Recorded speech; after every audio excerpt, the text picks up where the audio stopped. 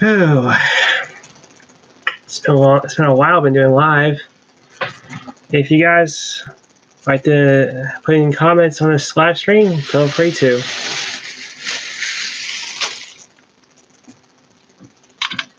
If you have any questions, just let me know. 98 subscribers. That's a lot. I've never had that many subscribers. To tell you the truth, I never had that many subscribers at all when I first started doing YouTube. So that's amazing. So if I reach up to 100, that'll be amazing for me because I've never reached up to 100 subscribers before. But when I started YouTube, so wow. So I want to actually appreciate you guys for almost getting to that number, 100 subscribers. Wow. Okay. Yeah, that's probably gonna be my goal when. Yeah. So I decided to do a live video for you guys. So yeah, if you have any questions, feel free to.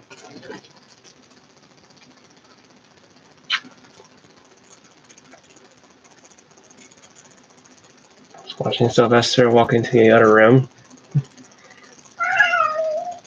I hear you, Sylvester. Come here, buddy. Come here, buddy.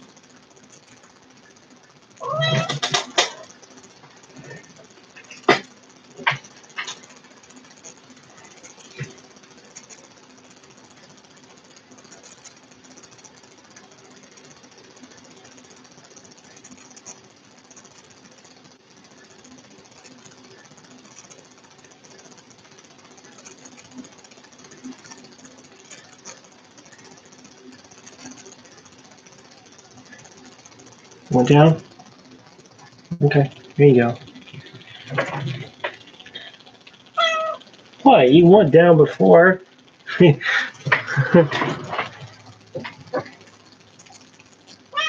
What, you want me to pick you up again?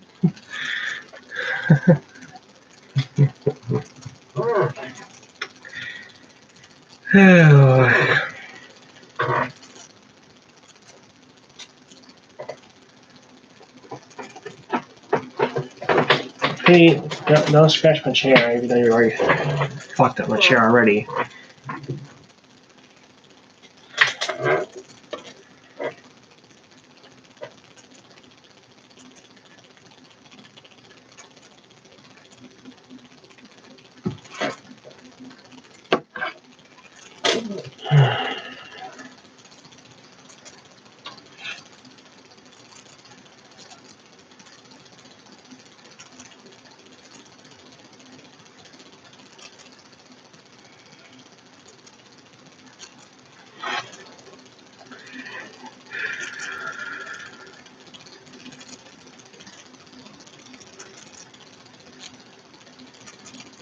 Kiki kitties? Kiki kitties? Well, Sylvester, come over here, buddy. Sylvester, come here. Here's Putty. Yeah.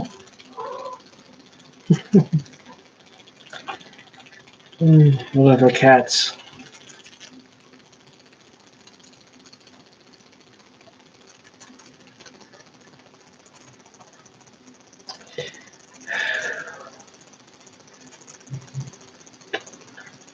Such an interesting day to, do live stream. The last stream I did was a Let's Play one of the video games.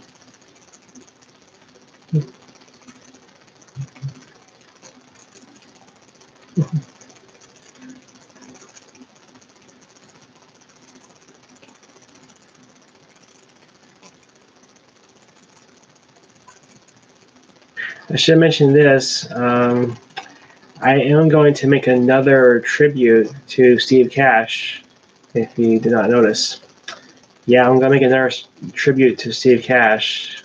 Yeah, even though I already made one before and people enjoy that video. Yeah, it's the most liked video in my history, and shocked. I'm surprised. Yeah. Yeah. I didn't know he was born in 1979, but And I found it out. Yeah, I was born in 1979, so I have to mention that when I get ready to make an tribute to him. Also, I have to make another correction to the video where I there's more information about Sylvester. He's still alive. Yeah, Sylvester is still alive. You know, someone posted Sylvester passed away. It wasn't just me that posted it. So yeah, I just yeah, someone was supposed to. Someone told me that maybe the post was supposed to be about like Steve Cash, the voice of Sylvester passed away. Yeah, the voice of Sylvester, not just him. Yeah, yeah. So it's supposed to be like, yeah, well, that did kind of confuse people. I heard, but at least it explained it better. Yeah.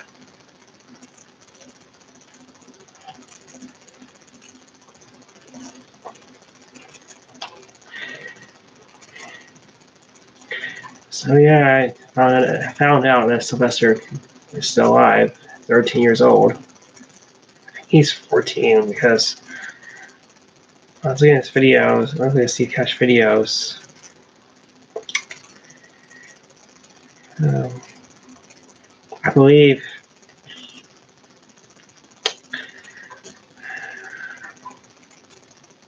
there was I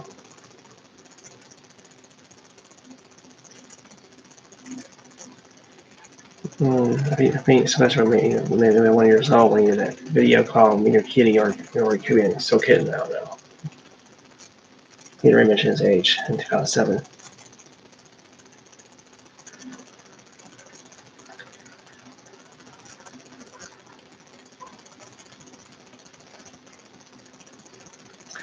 Also, guys, just to let you know this, probably tomorrow or maybe Friday, I'll make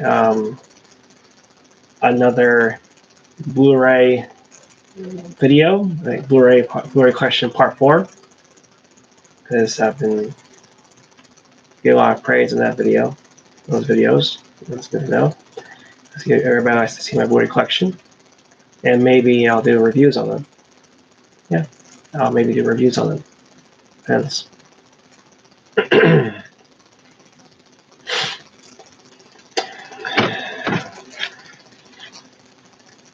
Yeah, I'm not doing this for a live stream at all. Because I'm not wearing my mask because they're pointless. They're just pointless. What's the point of wearing a mask in public if you don't have COVID-19 or sick? What's the point of having it anyway? I just got back from work, so don't want to wear a stupid mask. Goodness.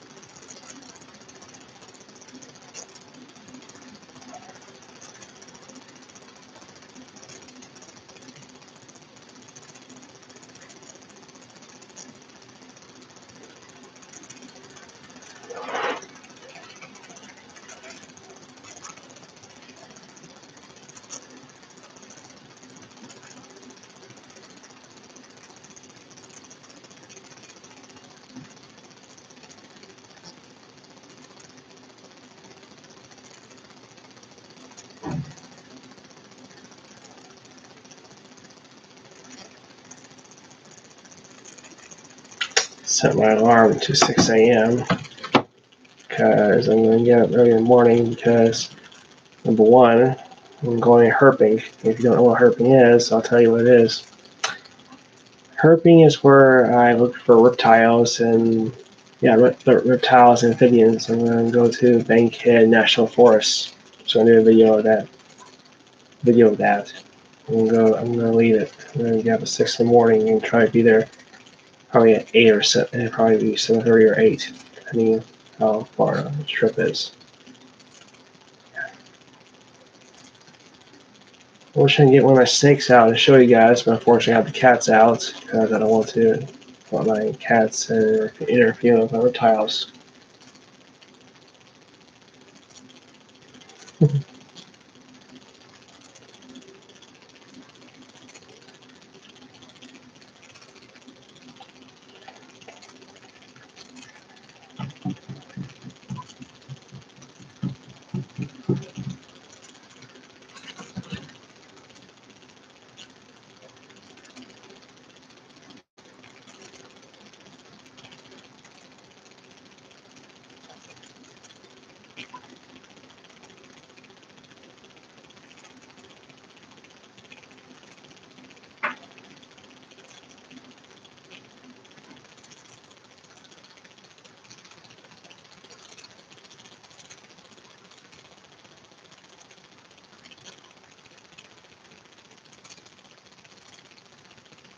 Buddy, leave the reptiles alone, okay? Buddy. Buddy.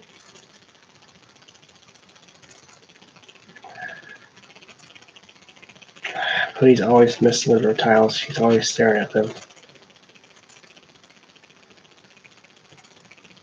Buddy, come here, kiki, kiki, kiki. Come here, kiki, kiki. Come here, buddy.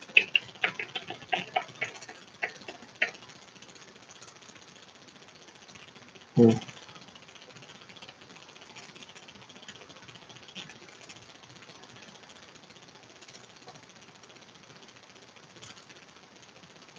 Oh, like, thank you.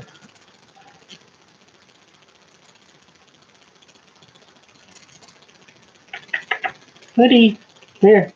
Come here, girl. Oh well, whatever.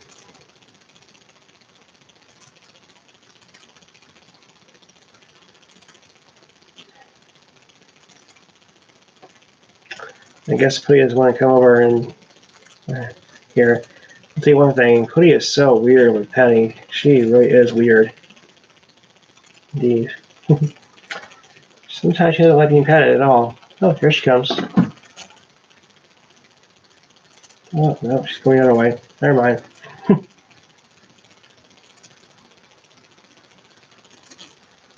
Sylvester over there on my left is just sitting there. Yeah. Yes, I have a cat named Sylvester, if you did not notice. You want to know why he's named Sylvester? Well, here's why his name is Sylvester. It's because that he's named after the Steve Cash's cat uh, from the series Talking Kit Kat. That's right. I named him after Steve Cash's cat Sylvester. Mm-hmm. That is true. That just shows the fact I am a big fan of his series. I still love the series, and it still makes me sad to hear Steve Cash passed away. It really made me sad. It still makes me sad to this day. I miss that guy. I miss that guy. I really do. I really do miss that guy. I also miss Derek Jones Jr., who also was one of the members of Fall in Reverse. Yeah.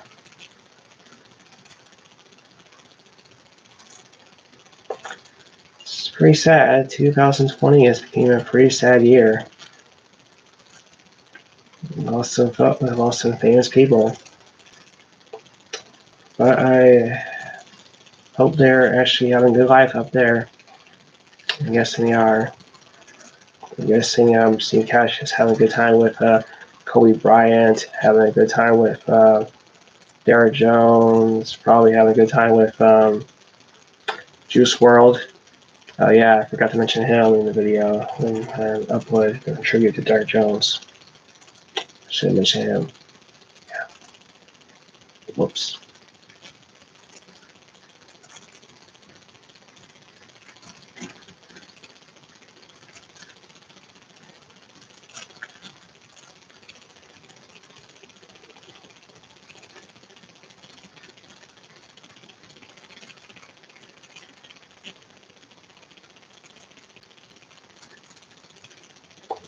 Also, let you guys know this.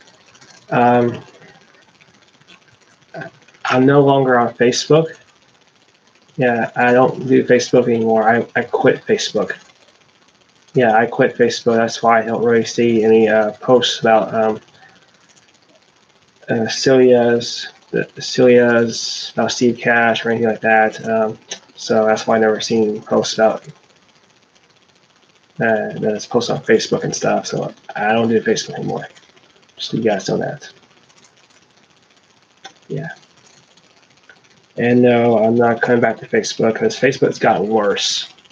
It has. Facebook has gotten worse these days. There's no way I'm coming back to Facebook.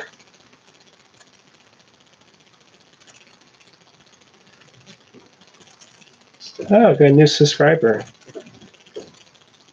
Thank you. Sylvester, quit messing with my blinds back there. Thank you, my cat pig face, for subscribing to me. I appreciate it. So you guys know, I am also subscribing to every Steve Cash fan because I do appreciate you guys for giving him the love and tributes to him because it means a lot to him, and he'll be missed. He'll definitely be missed, indeed.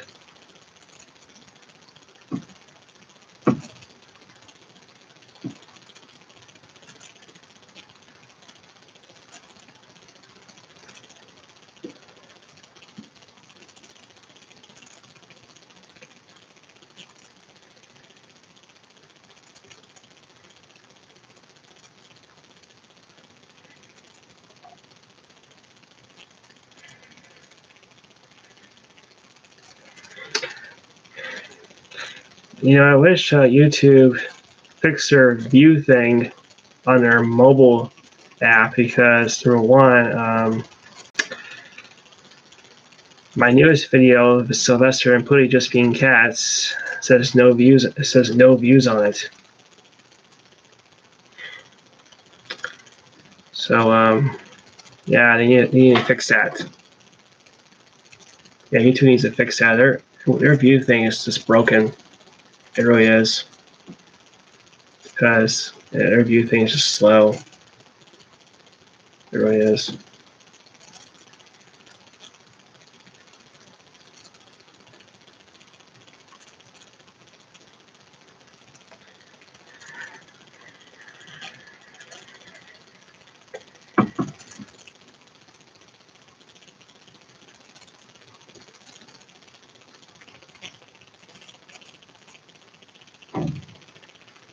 So far, only got 98 subscribers.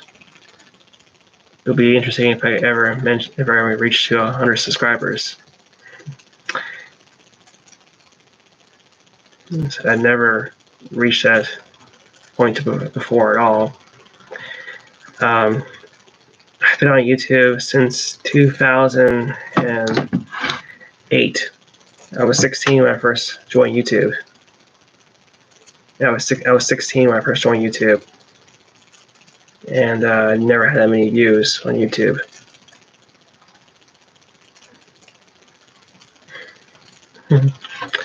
So yeah, I never had that many views. So it was just just some person made random videos.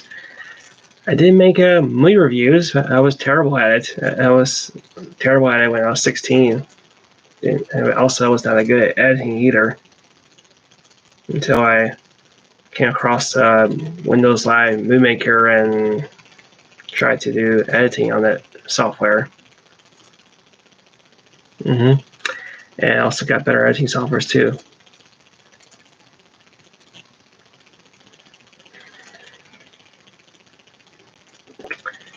Yeah, I had other channels before.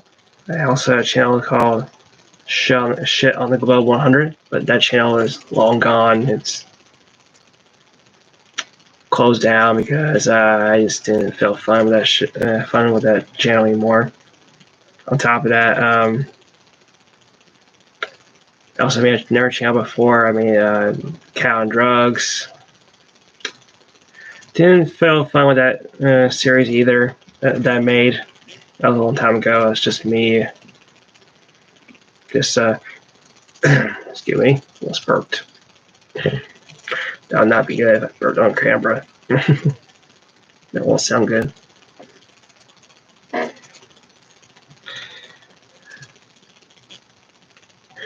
There's her, Putty, and Sylvester playing in the background. Laughing cats.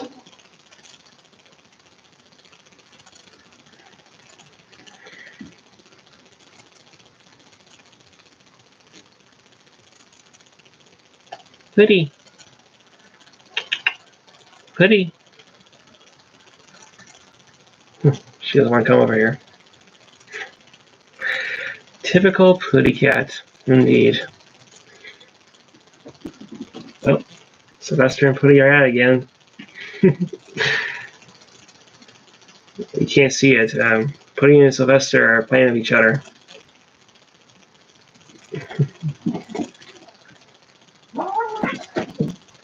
You hear that?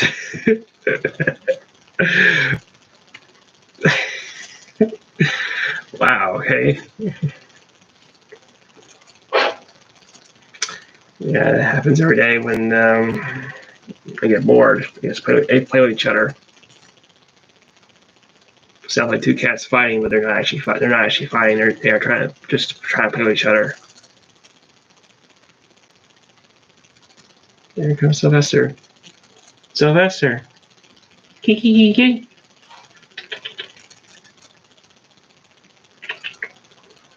Come here, Sylvester. Sylvester. Come here. And here comes Putty.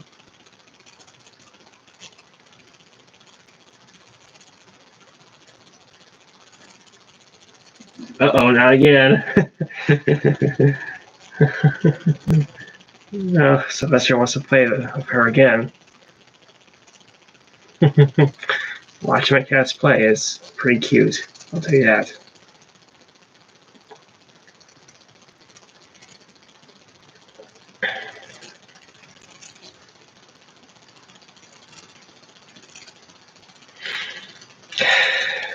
And I can't wait for quarantine to end, which would be on April. Sorry, not April. May 1st. Excuse me. Sorry. May 1st will be the day that that quarantine ends, and this is when stores start to open back up. Yep. The states, some states have agreed to open back up, which are, I believe, Tennessee, Montana, I heard open back up. Tennessee are opening back up, including Alabama, also Georgia. Oh wait, they already opened back up early. Yeah, Georgia's already opened back up. Yeah, Georgia already opened back up. So is Texas too. I heard Florida's going to open back up as well. Yeah, Florida's going to open back up too. I believe. Oh yeah, Montana is supposed to open back up as well. Yeah, Montana's open back up as well.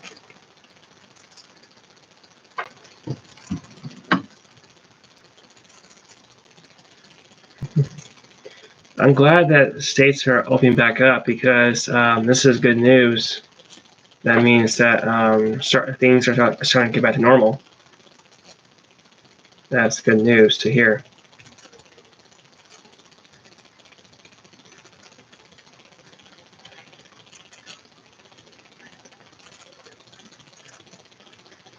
Still hear my cats in the background.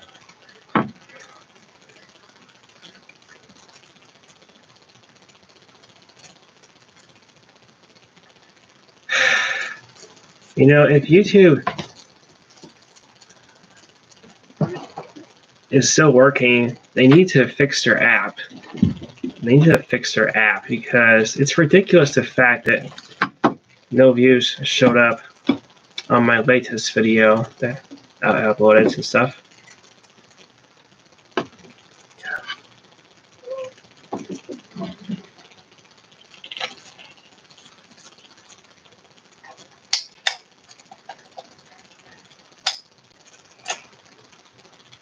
SD card back in here. I will get my photos tomorrow.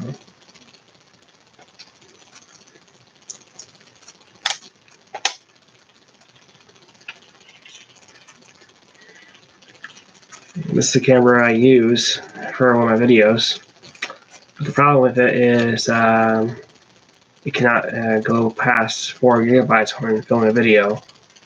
You have to like somehow make a 12-minute video, and it's always hard with me because I think it's a long video.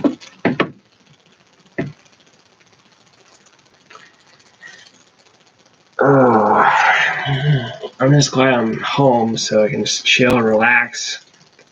Don't have to worry about people going crazy.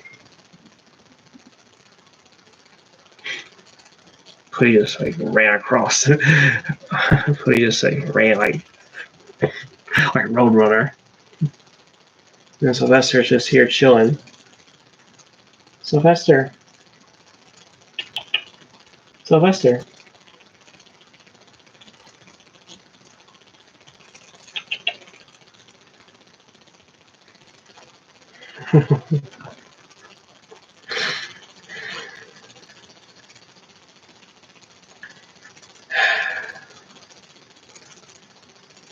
Here comes Buddy.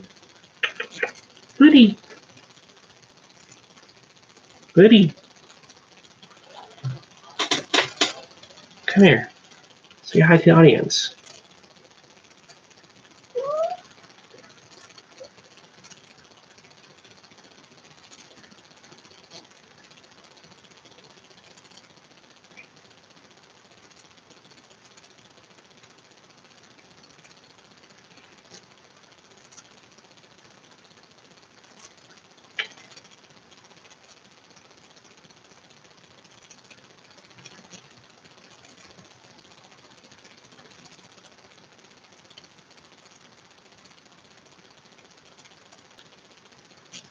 One down? One down?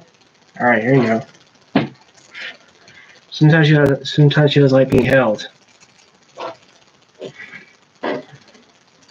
And yeah, she has a cute cat.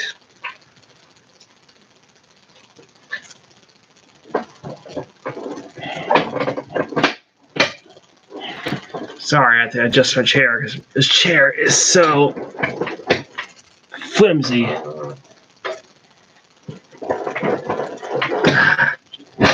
Okay, that's better.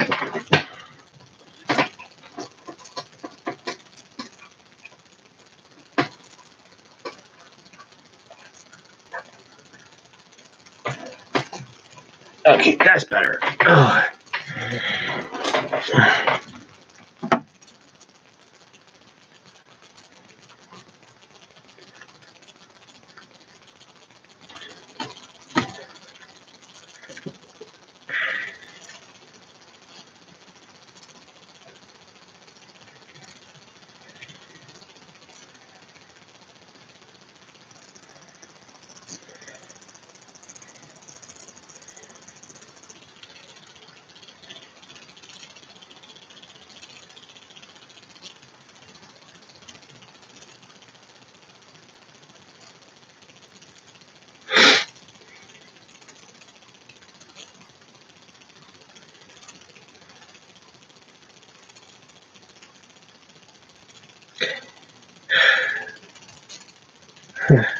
I'm amazed the fact that my most viewed video is my tribute to Steve Cash and Sylvester Cash. Despite the fact that Sylvester's still alive. Yeah. Yeah, I just found that out. But I'm glad that people watched my video and liked it. And I got a lot of likes. I really appreciate you guys actually liking the video. I really do. It means a lot to me.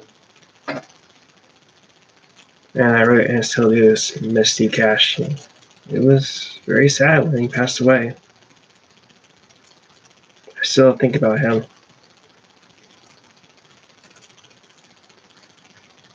to this day and stuff.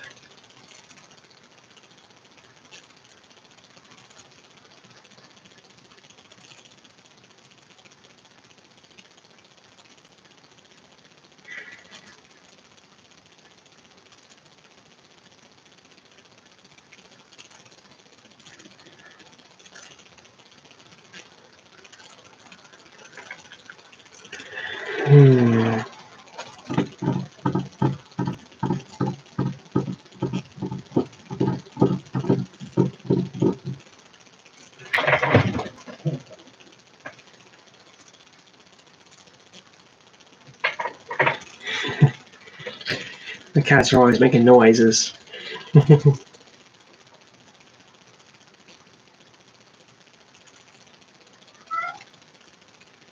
I hear you, kitties.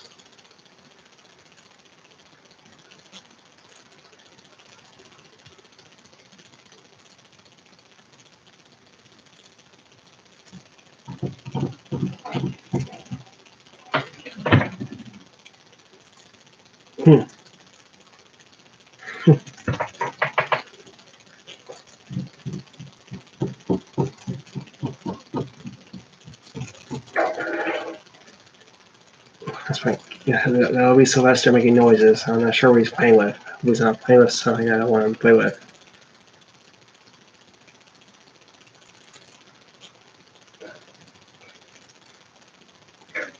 Okay, I'll be right back and see what he's playing with.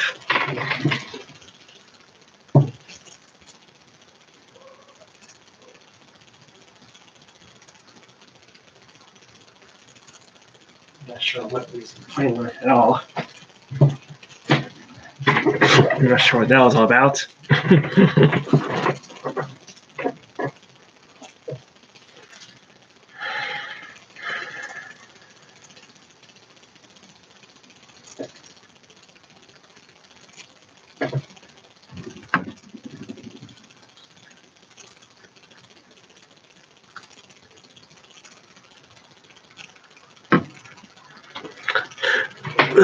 Excuse me.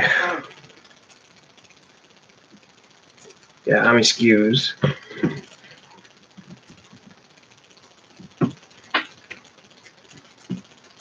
Oh, now you have subscribers. Good. Almost 100 subscribers.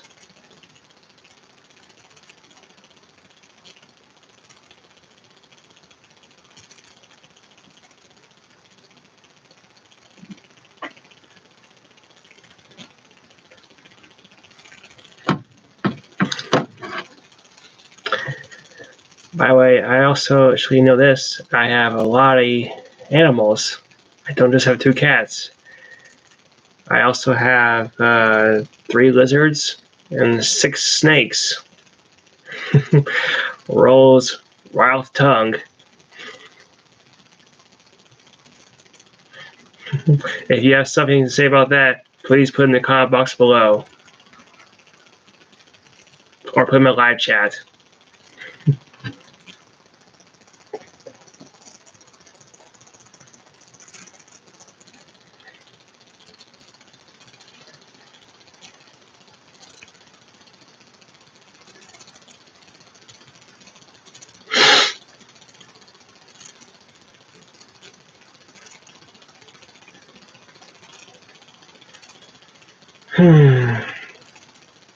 I wonder what the temperature is going to be like tomorrow.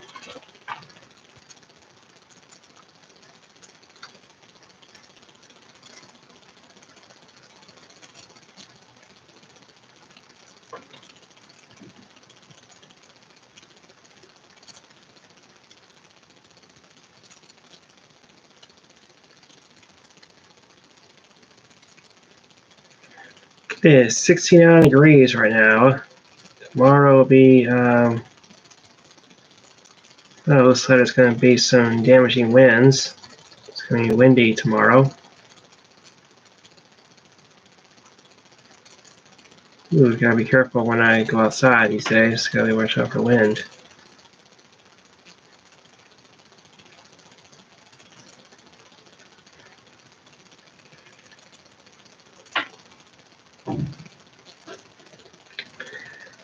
No, I'm not interested in those cloth masks with filters. Yeah, no thank you.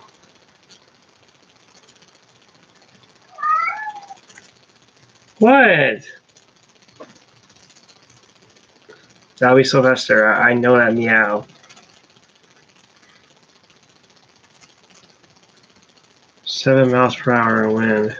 It's not bad.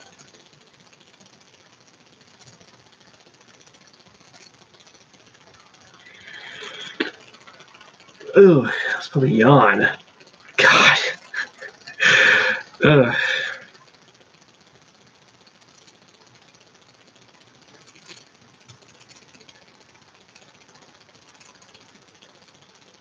Here comes Sylvester.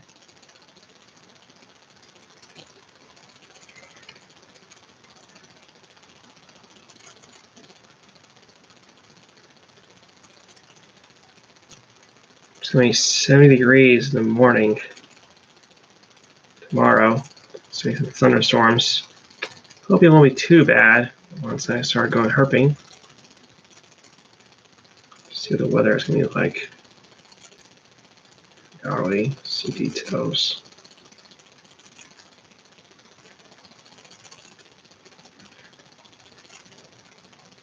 It's going to start raining at 5 a.m.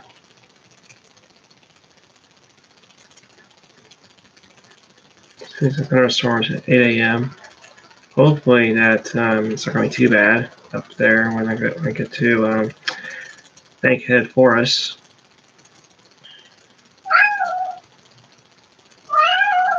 What is it, buddy?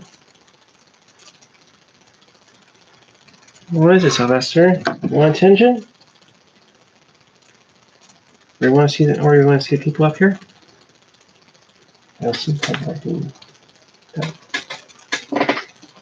Oh boy, Sylvester, you're too heavy for me to pick you up.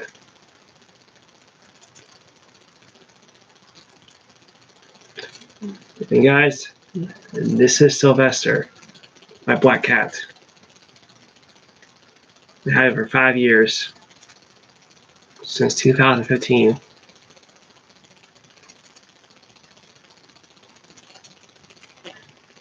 And like I said before, he's named after Sylvester from Steve Cash 83's channel. Yeah, he's named after that cat.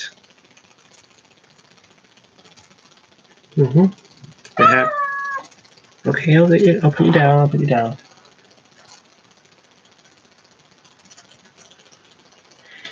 Now Sylvester.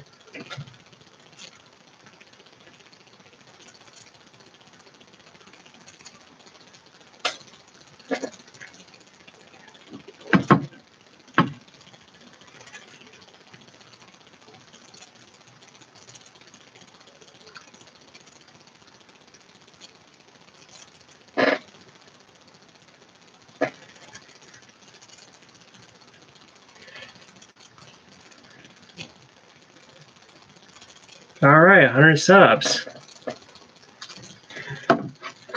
Wow. Wow. I never thought I would make this many. 100 subs. Wow. Okay. Probably I'll make a video about the 100 subs.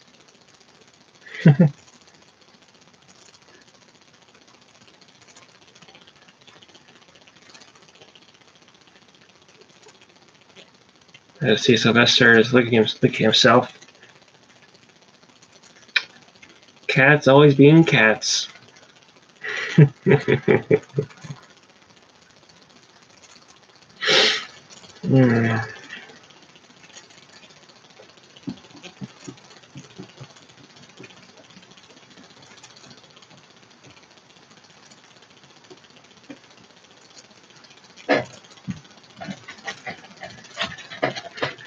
By the way, these are pointless in public. Don't really see the point of burning these in public at all.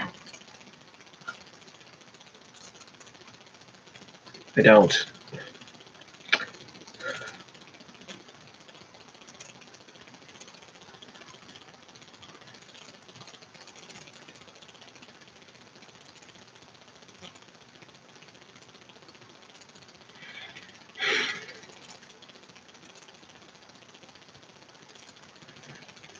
The storm will be that. The storm here will be that bad.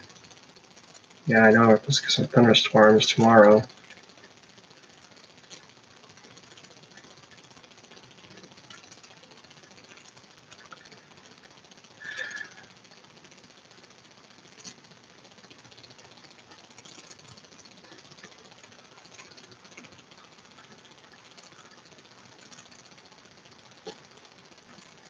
I'm still gonna go herping because I love herping and hoping to find some snakes. Yeah, I'm hoping to find some snakes when I go herping. I try to go in the early morning to see if I can go there. But if the storm does get too bad, I'll probably head back home and just try to relax.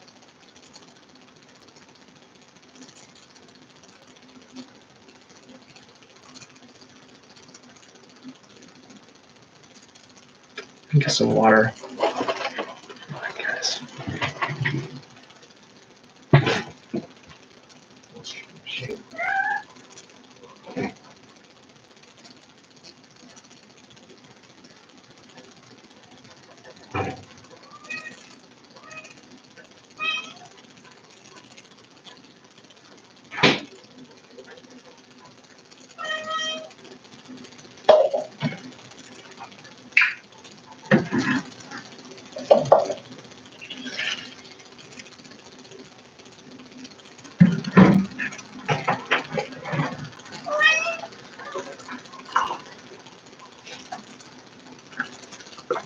No water, just juice. Guess I need to go grocery shopping again.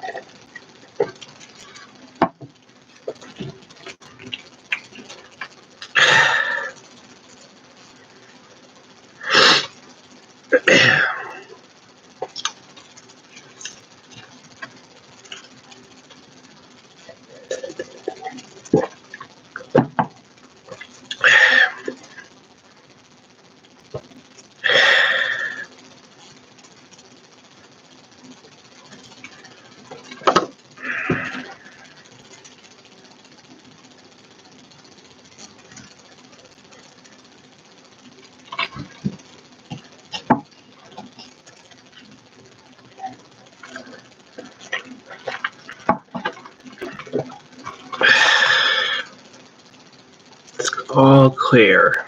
Maybe we'll probably not get thunderstorms here after all. Who knows? Just hoping that we won't be too bad when I go herping.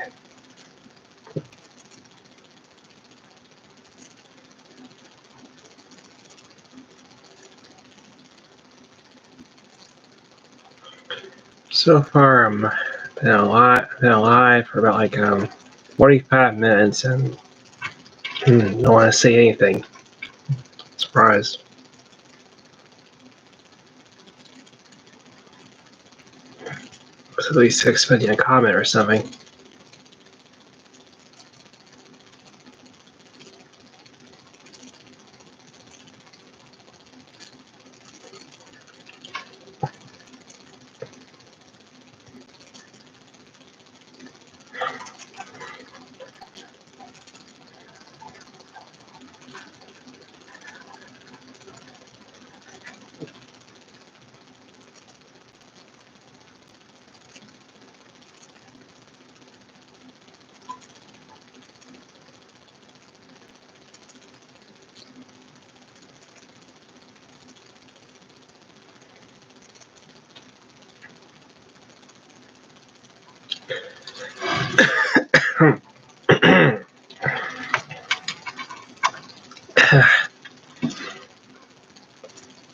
My house is a little dry, so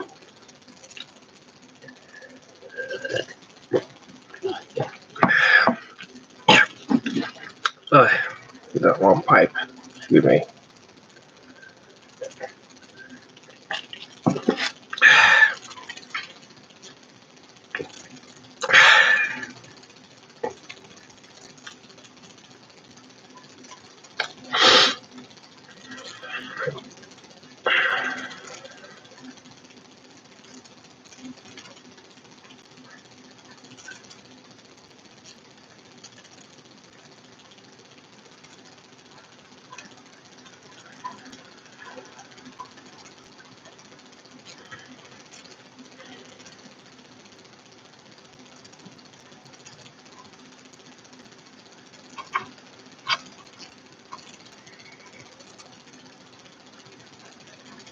Hmm.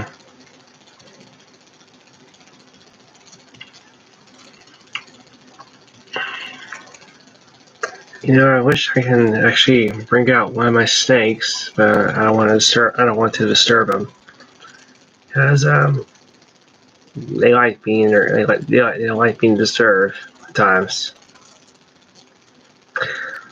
And the only time I bring them out is when I do a reptile events video.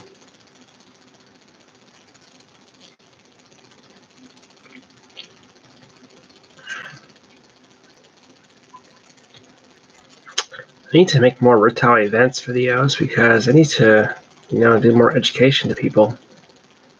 I really love, you know, reptiles and hoping to do more education. I'm hoping that when do more shows when COVID-19 is over, hoping to do more shows because I have a business where I educate people on reptiles, hoping that I hope to get to educate more people about reptiles and stuff. Yeah. Um, if you're willing to, if you want to, you can donate on my website. I'm going to send a link to you guys. If you want to donate to my PayPal, just go to www.reptileevents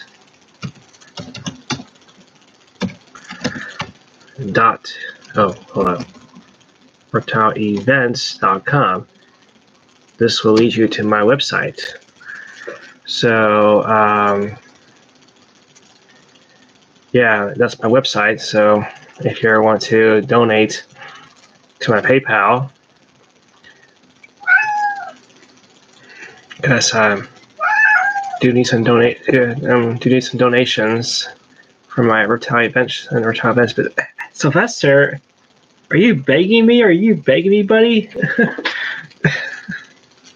Sylvester, you interrupted me. Kind of rude, buddy, but okay, oh, fine. You want attention.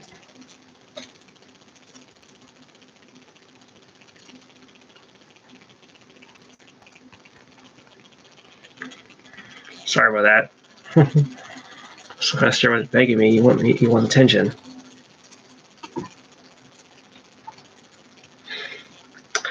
Cats always want attention.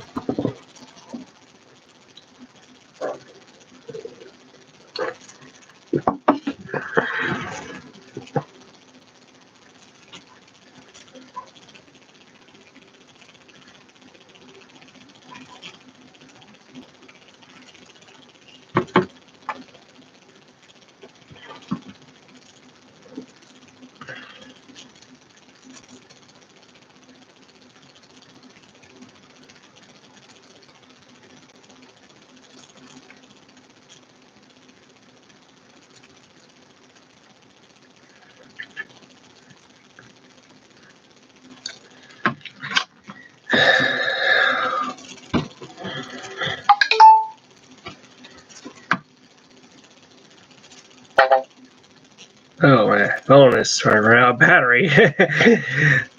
Excuse me for a second. Let me go plug in the charger.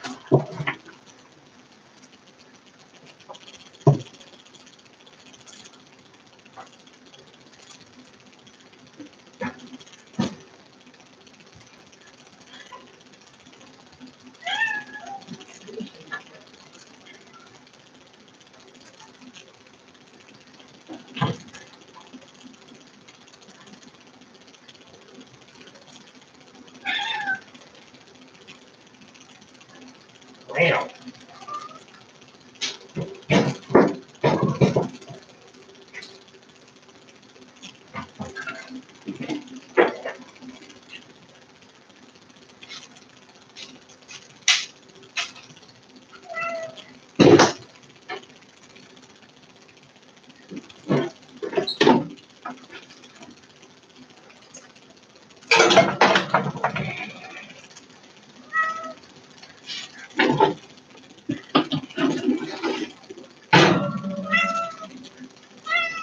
Get down.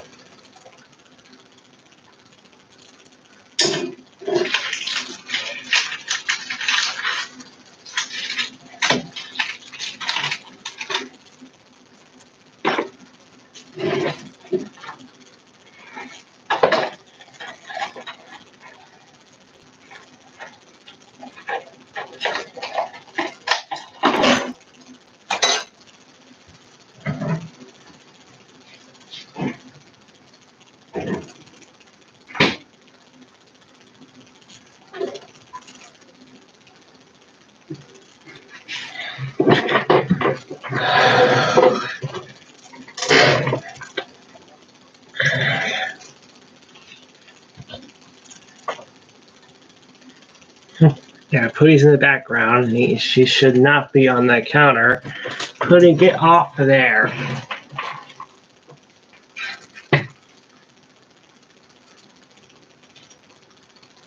Oh, thank you.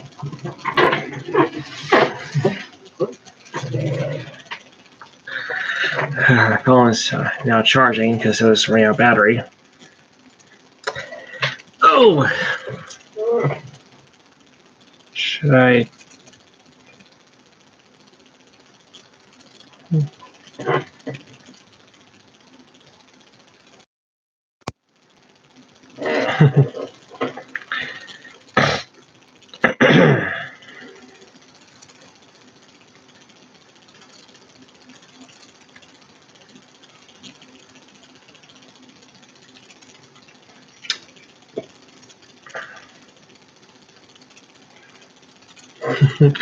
Don't question that hole in my ceiling, by the way, guys. Don't question that hole.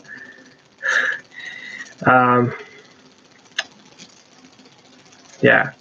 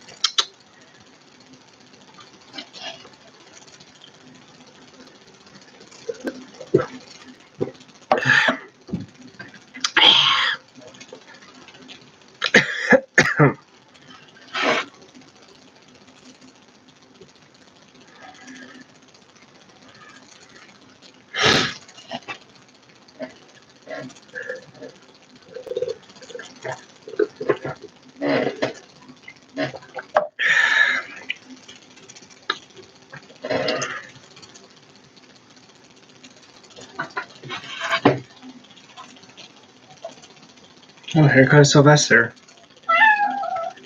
I hear you, buddy. I hear you.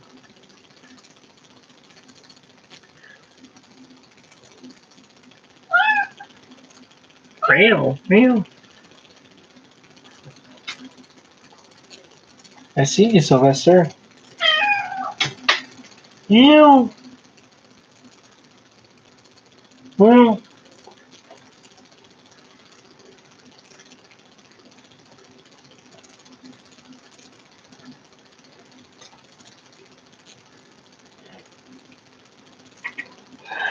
Please, under my desk.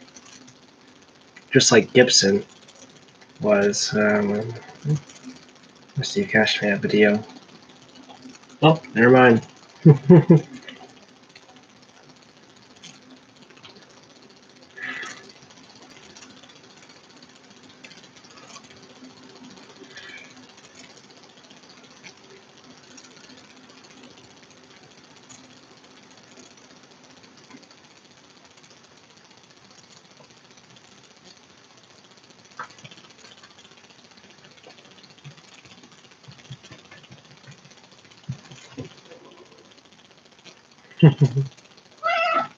I hear you.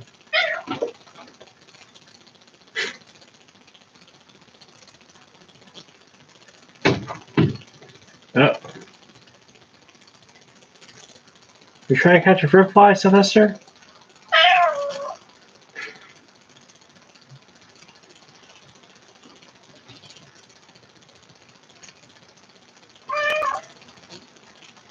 What? What?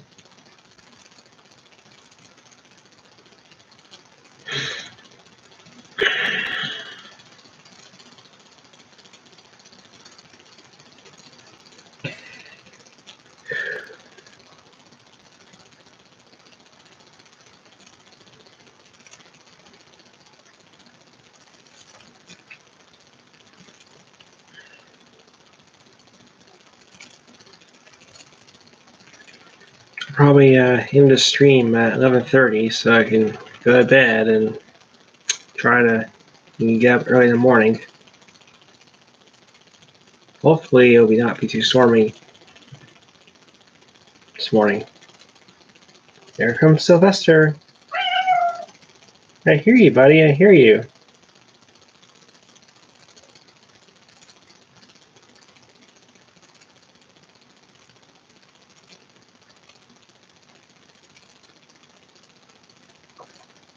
Ow!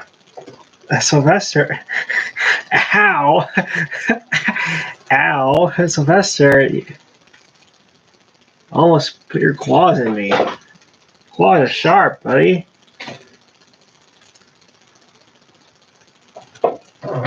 Careful with your claws. And yes, both my cats have their claws, and no, I'm not giving them declaw. To me, declawing cats is abusive. It really is. Oh, what's up, Alex? Nice to see you on my live chat. Just chilling.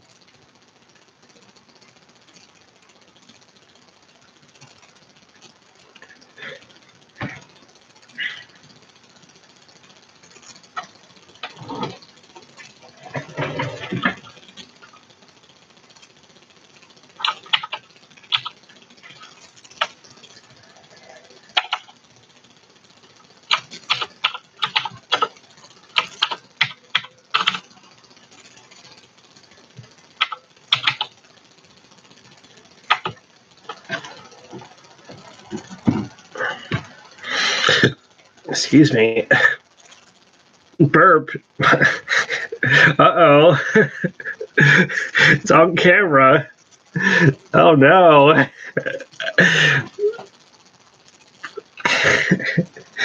I almost burped. I just burped. It was on camera. Oh no. That was not supposed to happen.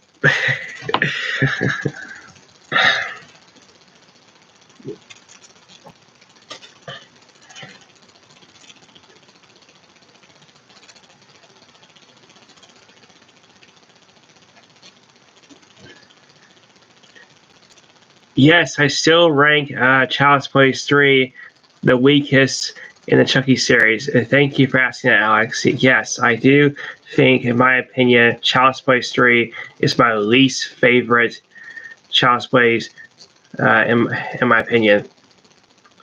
Yeah, I still think that movie is still the weakest of the franchise. Because that movie really sucked.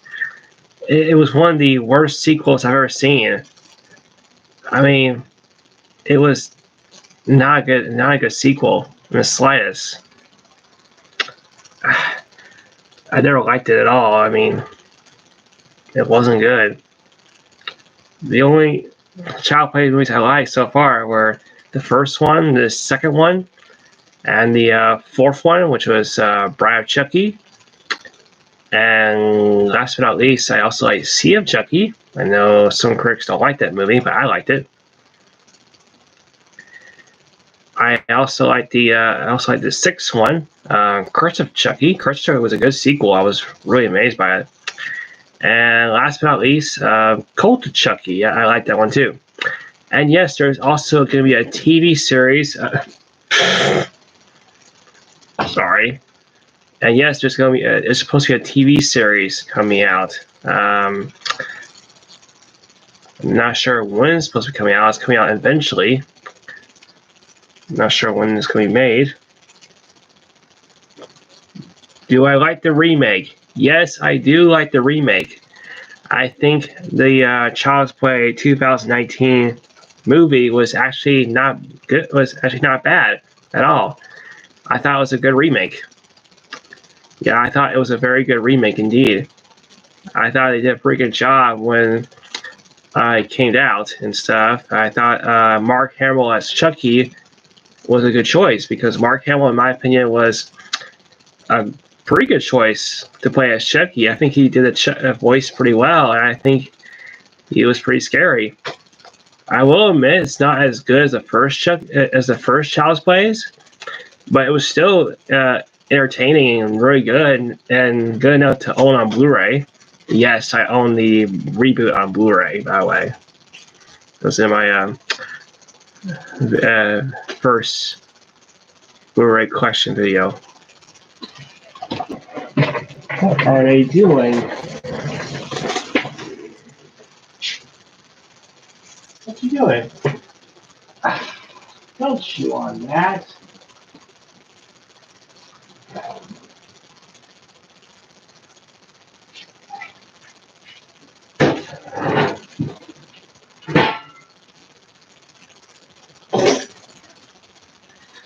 I thought he was chewing on something.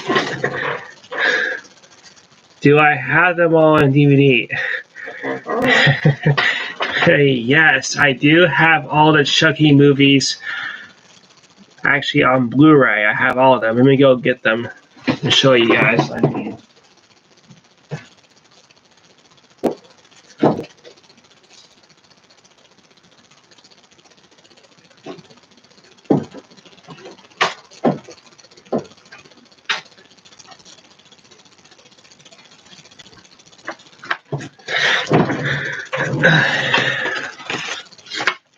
Here's all 6 Chuckies. Yeah, this is all 6 Chuckies that I have right here. This is the collector's edition of 6 Chuckies I've got.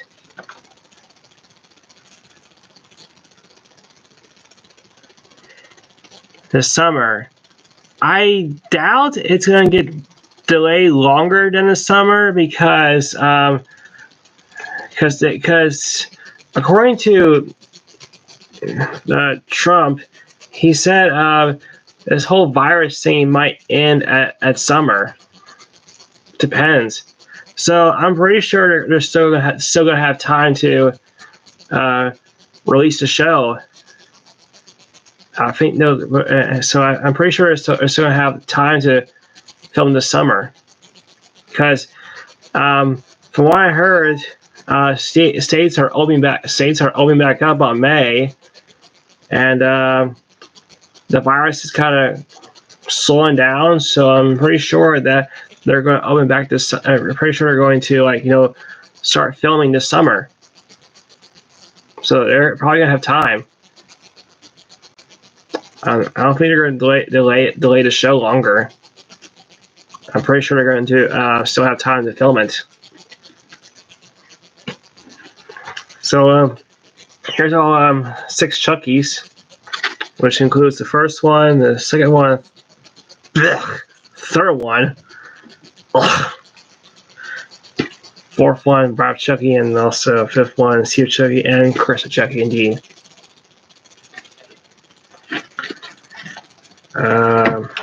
Here's the remake. Here's a remake. And also here's Cult of Chucky, the 7th movie.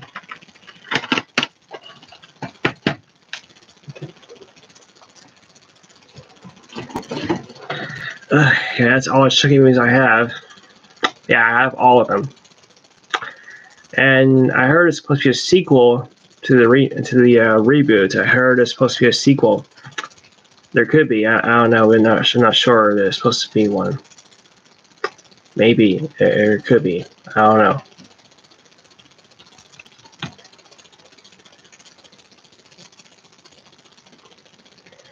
I never liked the third one, to be honest, Alex. I never liked the third one.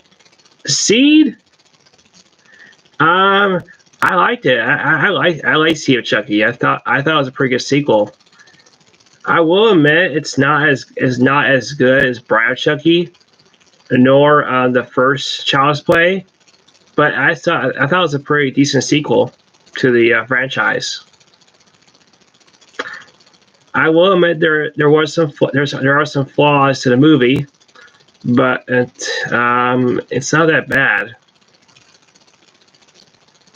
Too much comedy, really? Oh, come on! Too much comedy? Really? Chucky's always been saying one-liners in movies.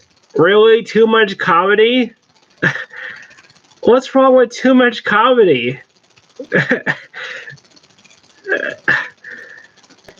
I thought that would actually work for Sea of Chucky because number one, Chucky has always been saying one-liners in every movie I've watched from Child's Play. To be honest, that counts as comedy. And on top of that, Bride Chucky also had comedy, so I don't see what's wrong with comedy in being a Chucky film.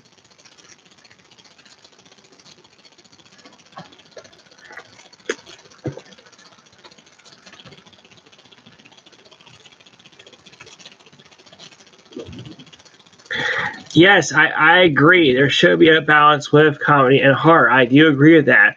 But um, when I first watched the movie, I actually did see the point that Dominic Mancini was coming across because when I first watched Sea of Chucky, I can see the point of what he was trying to come across and stuff, trying to make it a little more comedy because I can see why Chucky was reaching to become a comedy because yeah, I can definitely see the point because Brad Dourif, he's funny. He can be funny and stuff.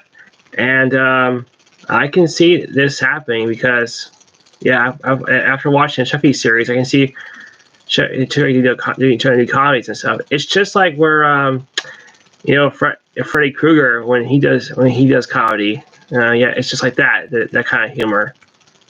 Yeah, I think what they're trying to do is trying to reach the same style as Freddy Krueger.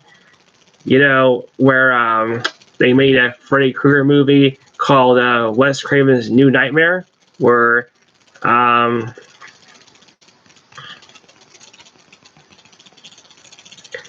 yes, that is the well, actually, no, that's not the only horror scene in the movie. There's actually is more horror scenes in the film. Like, for example, the other horror scenes in the movie, and spoilers, the other horror scenes include where Chucky and his son slash girl sneak into the photographer's. I think he's a photographer. I think he is. It's been a long time I've seen the movie. Into his studio, and then they sneak up by him. And then when he's looking at a photo of Chucky, all of a sudden the acid falls right in his face, and it's pretty graphic. I want to admit that was a pretty graphic makeup when that happened.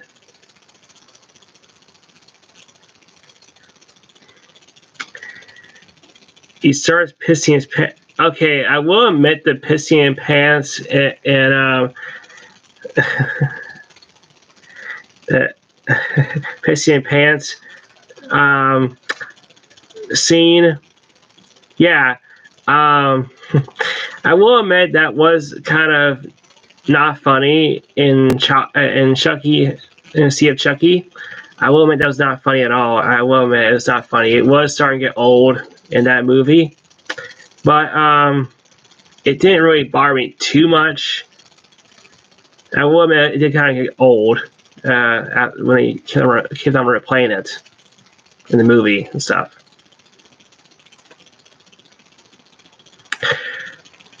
Yeah, there's also other horror scenes in the movie I forgot to mention. Like, for example, the horror scene where Chucky goes mad.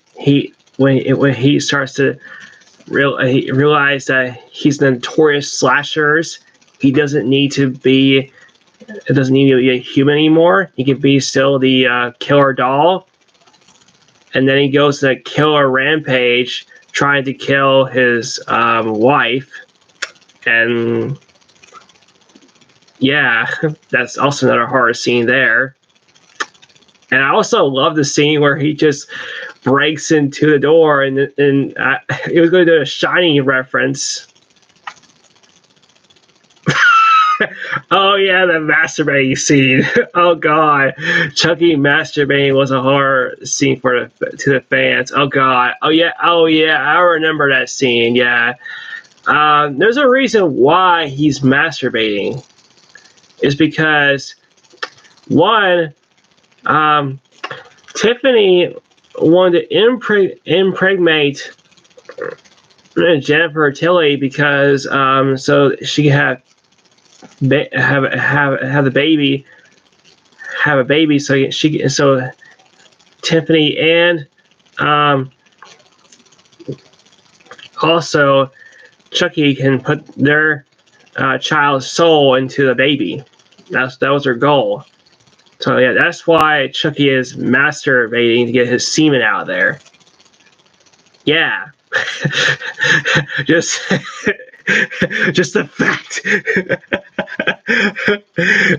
Well, just to mention that, just to let you know, Alex, they don't show it in the rated version. They don't show it in the rated version, but they do show it in the unrated version. Just to let you know that.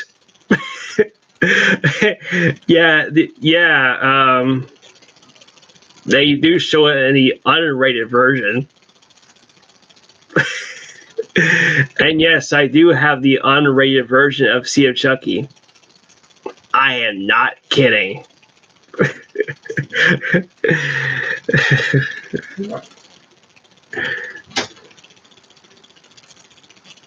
What?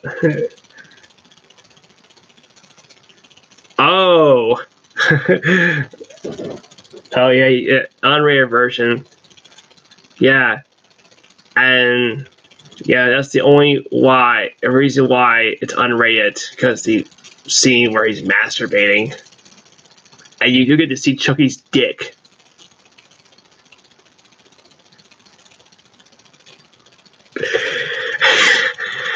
Wow.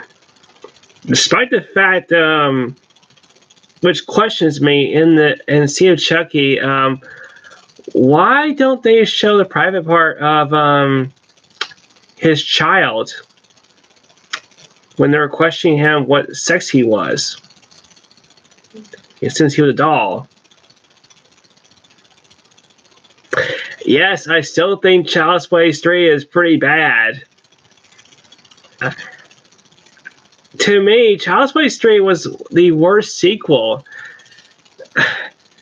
I didn't like it. It had way less kills in the movie. Also, the kills were very pathetic. On top of that, I didn't like who was it? I didn't like the actor who played Andy. His acting was terrible. On top of that, I didn't like the part where Chucky had to keep on going after Andy. He at least go after someone else. And he does. He does. I will give credit to that. He does go after someone else, which is Tyler. And I will admit, Tyler is by far fucking annoying. Yes, I know Glenn was non-gender. Glenn was non-gender. Yeah, but still, I still have to throw that out there.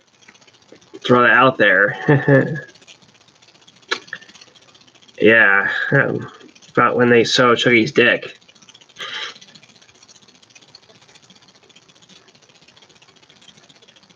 Oh, I hated Tyler. I hated him. He was not hilarious to me. I never find the kid funny at all. I found him very annoying.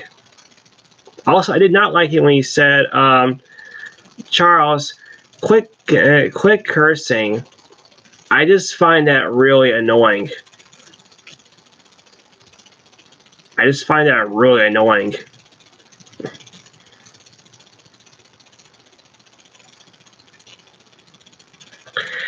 It was so annoying when he said, Charles, watch your mouth.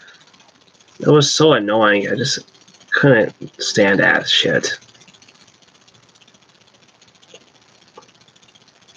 I couldn't stand that. The actor who played Tyler was a terrible actor as well. He was terrible. And the timeline to Child's Play 3 was out of place because here's the reason why. The movie came out in 1991. Oh, that line, it didn't make me laugh at all. It's just annoying. But anyway, back to the timeline.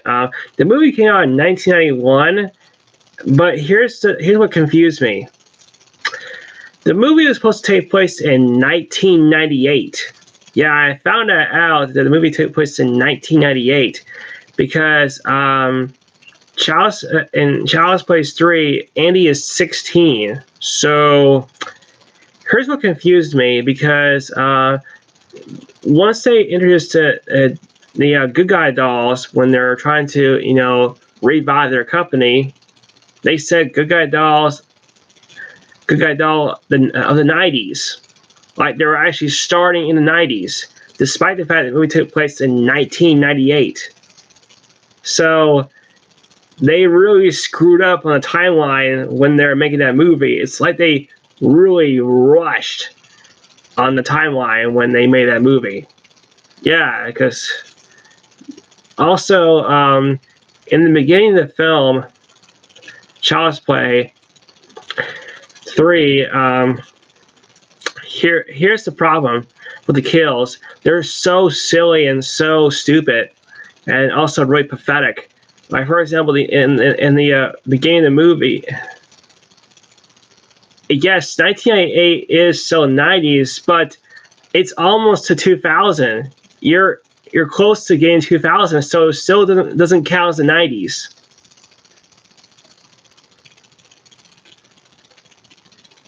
So yeah, yeah, the 90s were almost beginning to be over in 1998. By the way, they were about to be over during that year. The 90s were getting kind of old during that year. But I remember the 90s. I'm a 90s kid. I was born in the 90s. I was born in 1992. Yeah, I'm 28 years old. I'm old. Get used to it.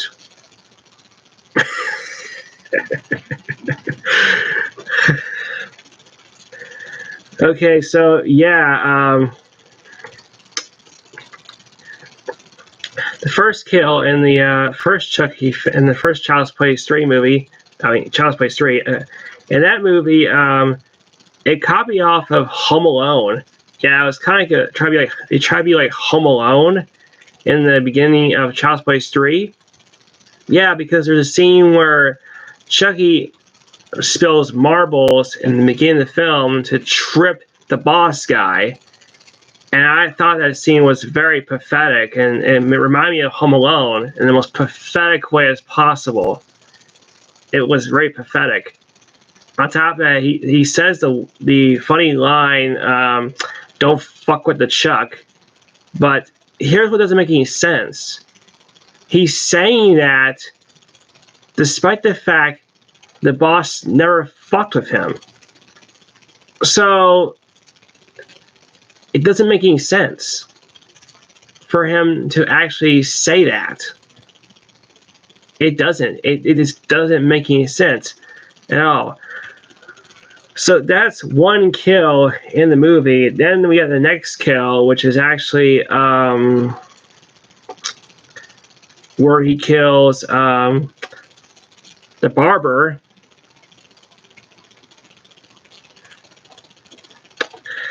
What kills the barber? You know, the creepy barber guy, the one that does the military haircuts. He gets killed in the movie, and the kill was not really impressive at all. So he just slit his throat.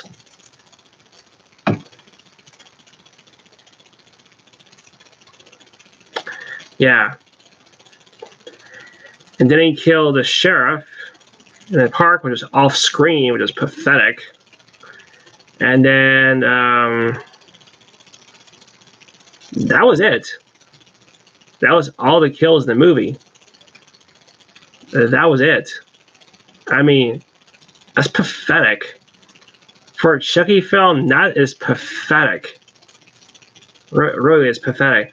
And no, the scene where he puts bullets in the rifles, doesn't count as his kills, as one of his kills in this movie, because oh yeah, I almost forgot to count Whitehurst in there. But despite the fact Whitehurst killed himself, sacrificed himself, he sacrificed himself. So Chucky didn't really intend to kill him. He actually sacrificed himself. So that doesn't count. It's still 3.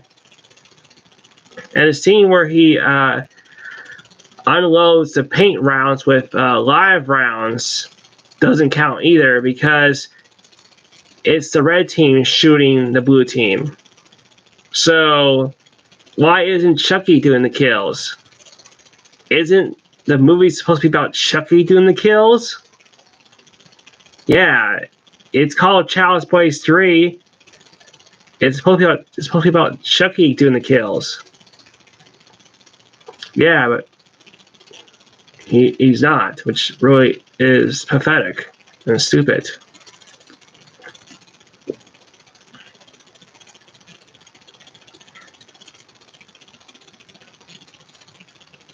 Oh yeah, the garbage man. Yeah, he did kill the garbage man. That's 4. Sorry. So yeah, he did kill him. Yeah, it was a scene where he was yelling because he was in the when Chucky was in the garbage in that movie, and then he actually kills the garbage man in the garbage truck. Yeah, he crushes him. I will admit that kill was pretty graphic. And that's one of the only kills I liked in that movie. That was the only kill I liked in the movie, and that was it. But the other kills were pathetic. They were pathetic. Because the movie, to me, Child's Play 3 went downhill.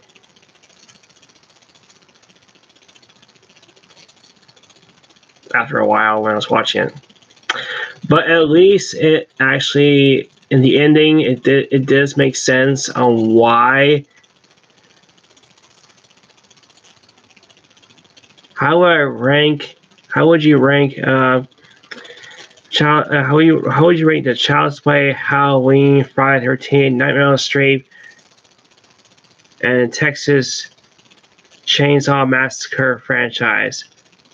That's a good question. Second Run Cinema. That's a good question.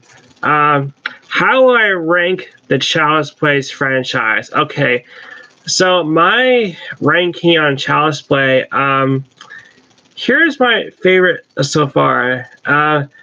My ranking is like this. My most favorite one has to be Bride of Chucky. That's number 1. 2 is going to be the original. 3 is going to be the reboot. And 3 is going, I think, no, hold on. 4, the 4th one is going to be, the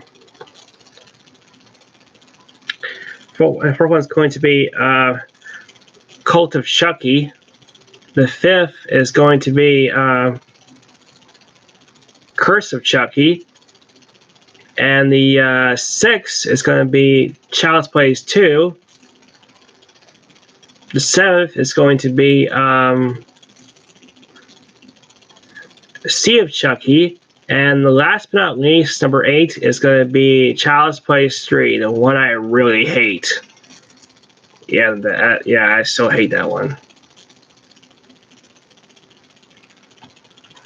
Yeah, so that's my ranking for the movies. So Bride of Chucky, in my opinion, is by far my most favorite of the series. For Halloween, wow, that's going to be interesting. Okay, Halloween, for my ranking, for number 1, it's going to be a tie. Both the original and the reboot are actually, in my opinion, the best. And the reboot I'm talking about is the one that Rob Zombie made. Yeah, I actually like that one and the original both. I can't really figure out which one is the best in my opinion, but I would say they're both the best. And for number 2 spot, Halloween, I would say like Halloween 2. That was the sequel to Halloween. Yeah, that one. Third one will be Halloween, the new one. Yeah, the direct sequel. Number 4 will be what else will it be? Number 4 will be Halloween H2O. Yes, I like that one. Like the sequel to Rob Zombie's movie. Number 5 is going to be Halloween 4. Yes, I agree. The originals are definitely pretty good. Yeah. Number 4 will be I believe number 4 will be Halloween 4. The Return of Michael Myers. And then number 5 is going to be Halloween 3. To me, Halloween 3 is not as bad as critics think it is. I think it's a decent movie, despite the fact it's not really a sequel. It's just, well, it's sort of a sequel. It's sort of a sequel. Really? You visit the factory of Halloween 3? Wow. Nice. So yeah, Halloween 3, it's not as bad as critics think it is. It's not really a bad movie, despite the fact it's no Michael Myers, which really didn't disappoint me at all, because I was kind of intrigued they were going for something different. And yes, they did mention the fact that Halloween is supposed to be an anthology series. It was, but unfortunately, that kind of thing failed. But then Halloween 3 ended up got a cult following. It really did, and I actually like Halloween 3. It was not a bad film. Number 6 for the Halloween franchise will be Halloween 5, The Revenge of Michael Myers. That film was getting downhill. Yeah, it was ahead of its time. Yeah, I won't say it was ahead of its time, but still a good sequel. Ish. Sequel-ish. It was called a sequel-ish. But anyway, Halloween 5 is number 6 on my ranking list, because Halloween 5 started to go downhill after watching it. Halloween 5 was definitely pretty bad. It was pretty bad indeed. I didn't like Halloween 5. It was not a good sequel. Then number 7 will be Halloween 6, and that will be The Curse of Michael Myers. That one to me was a pretty bad sequel, and it's pretty bad indeed. It was a really terrible sequel. Yeah. I think I should have put H2O higher, the other H2O higher. The other H2 higher. Yeah, H2O higher on the list. Let me change my list again. Hold up. H2O, Halloween H2O will be lower than will be actually a little bit lower than the newest Halloween that came out. Yeah. Now I liked H2O, and it's a pretty good movie. It's a pretty good film and retelling of Halloween. It does have some flaws, I will admit that, but it was not a bad movie at all. I liked it. Yeah. Then we have Halloween, the last but not least, Resurrection. The worst Halloween I've ever seen in my entire life. That's the worst Halloween movie ever. The biggest problem, it tried to be a found footage film. Now, let me say something here. Seeing Halloween as a found footage film, that's not really a bad concept if it's done right. If it's done right, then it could be scary. It could have worked. But no, the way it did it, it didn't work. It just failed. And seeing Busta Rhymes in that movie made it even worse. I don't hate Busta Rhymes, but I just didn't think he was that good of an actor in that movie at all. I just think his character was not likable. I never liked his character. And I don't hate Busta Rhymes. I liked him as a rapper.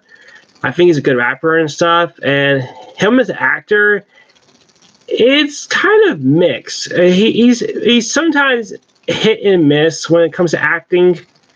He's pretty hit and miss when it comes to acting and stuff. Yeah. Yeah, Resurrection is definitely cringeworthy. It definitely is. And I do consider Resurrection the worst Halloween ever. Halloween movie ever. I don't think other Halloweens are worse than that movie. The Halloween Resurrection was definitely the worst. It was the worst Halloween I've ever seen. Yeah. Yeah. And for people that hated H2, Rob Zombie's H2, Halloween 2, I disagree. I thought that sequel was actually a good sequel, in my opinion. I thought it was a good sequel to the Rob Zombie's Halloween.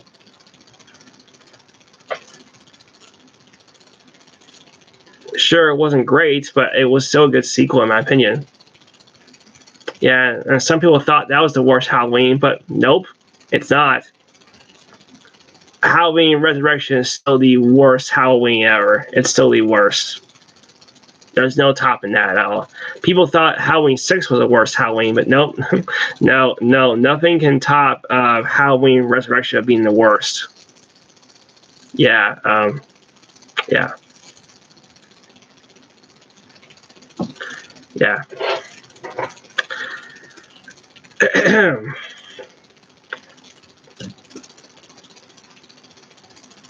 Well, I disagree with you, Alex. I don't actually hate both Rob Zombie's Halloweens at all. I actually like them. I thought they were pretty good movies, in my opinion. I thought Rob Zombie did a pretty good job with the reboot and stuff when he made them and everything.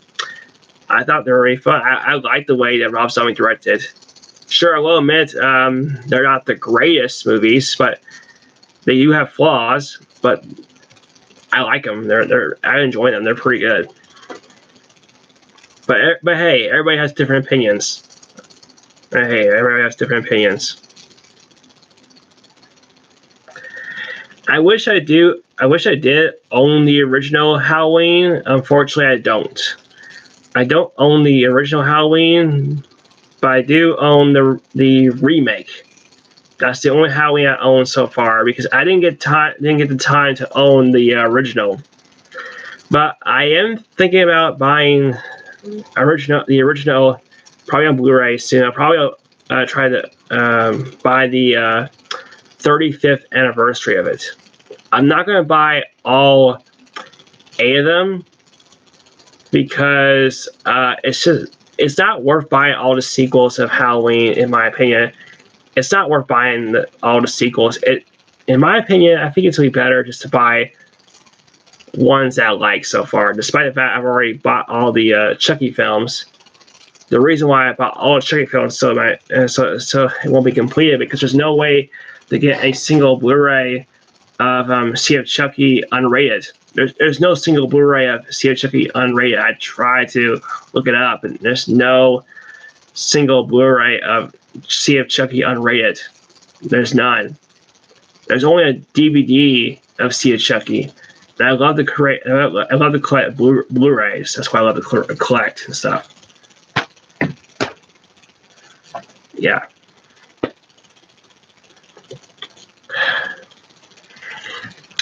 Oh, and speaking of Rob Zombie, he was supposed to make Halloween 3. Unfortunately, he canceled that project. Yeah, if you didn't notice, Rob Zombie was supposed to make a Halloween 3, but he canceled it. And Rob Zombie was not going to direct it. He was going to write it, however. But guess who?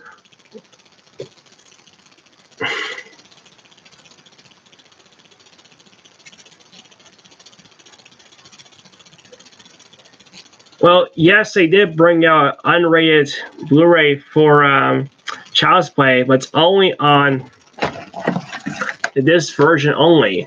Because I was only able to find it on this version only, and that was it.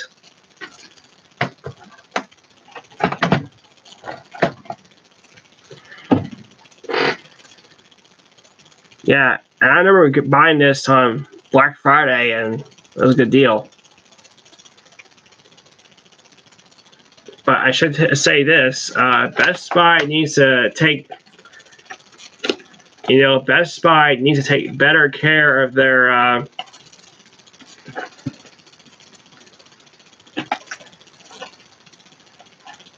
cases, because this has some cracks in it. If I'm not mistaken, let me show you. This has some cracks in it, and that's definitely not good. There's some cracks in the case holders, as you can look here. There's some damage right there. Yeah, I'm guessing because when they were getting to the when I got this on Black Friday years ago, when this thing came out, it must have got damaged by some people when I was getting it Black Friday. Best Buy needs to take better care of their movies when they. Well, I won't care if Rob Zombie makes another Halloween, because I don't think he's a bad director. I just don't think he's a bad director. But speaking of Rob Zombie, I do have some of his movies on Blu-ray. I can show you his movies I have and stuff.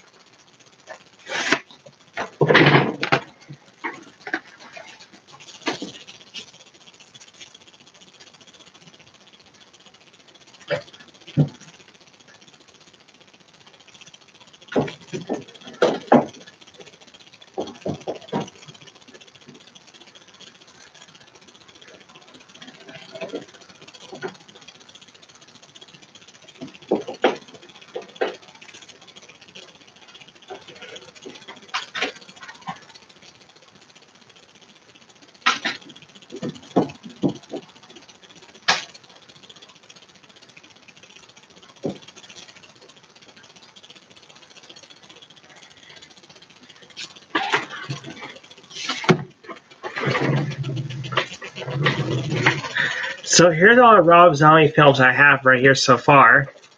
I have House of Thousand Corpses, his first movie. That was a good movie. His Halloween reboot, and this is actually the collector's edition. Yeah, this even shows a documentary on how the movie was made. And I've watched the documentary. I'll tell you this.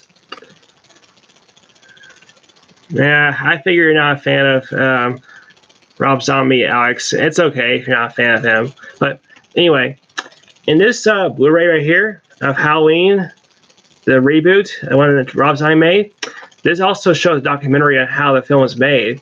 It's actually worth buying, in my opinion, because the documentary has some really good details on how he was able to make the movie and stuff.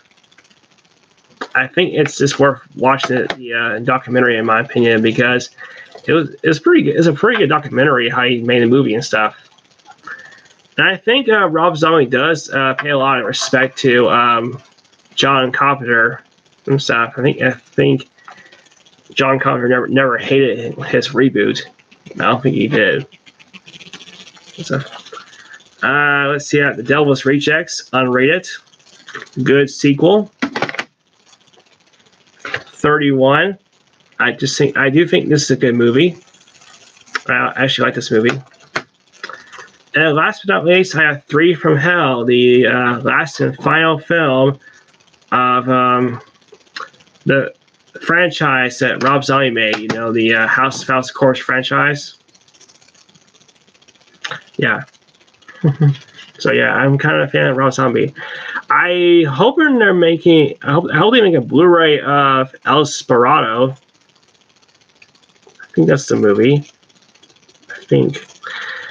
I don't know. Maybe I'm saying it wrong. I don't know. But anyway, I'm hoping they'll make a Blu-ray of that movie because I actually like that animation movie that Rob Zombie made.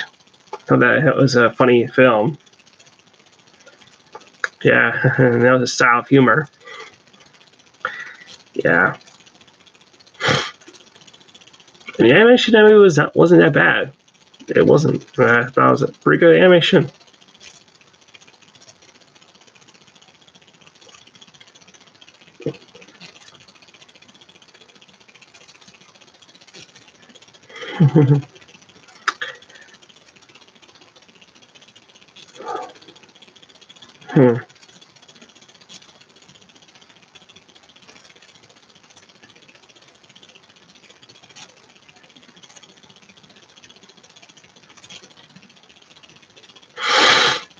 Oh boy, I'm starting to get tired. Let's just hope I don't fall asleep on camera. I don't want that to happen. No, that would not be good. I'll probably just log off when I get to 2.5 hours. Yeah, because yeah, I'm trying to make sure I have enough sleep for tomorrow. So yeah.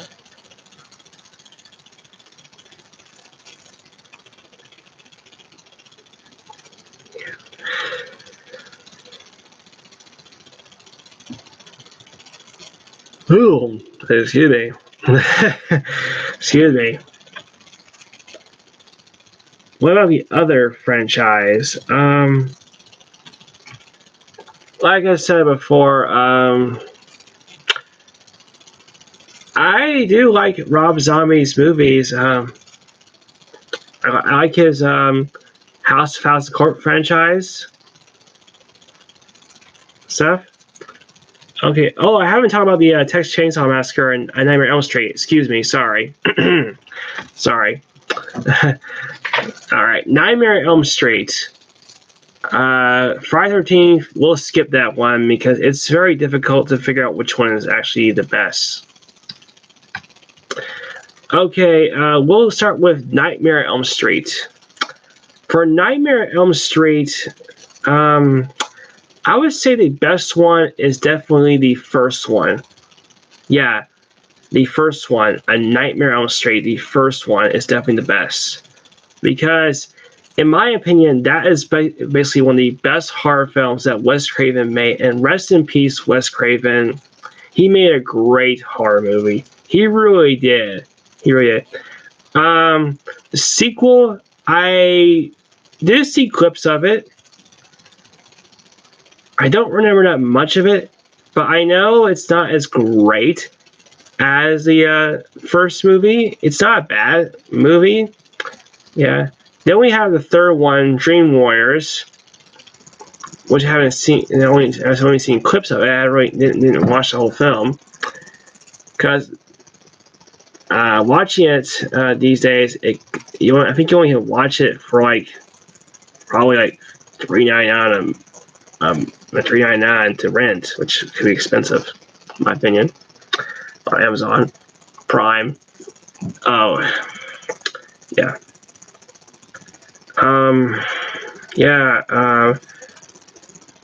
Dream Master.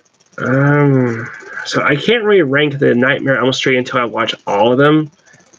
So yeah, I think I need to watch all of them until I think about ranking them. Texas Chainsaw Massacre franchise. That one is also a little bit hard. To be honest, I never seen the third movie of Texas Chainsaw Massacre. Yeah, I never seen Texas Chainsaw Massacre 3, and I never seen that one. But I have seen Texas Chainsaw Massacre the original. I own that one on Blu-ray. I have seen Texas Chainsaw Massacre 2. That was a good sequel. Yeah, that was a good sequel indeed. I thought Toby Hooper did a great job with the sequel. Yeah, it's not as good as the first one, but I still think it was a good sequel indeed to the first one. Indeed. Then we have Texas Chainsaw Massacre 4: The Next Generation. That one was pretty bad. It was a bad movie. It was boring. I watched it on Amazon Prime, and it was pretty bad. Pretty bad. But I will say this. I would say that Matthew McConaughey does need an Oscar in that movie. Because he does this. Oi!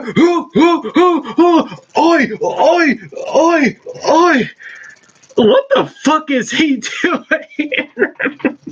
God, that guy is such a maniac. To top it all off, he has robotic legs in that movie. That's gold right there. That's just, you have to pay Matthew McConaughey a lot to make him wear robotic legs for that movie.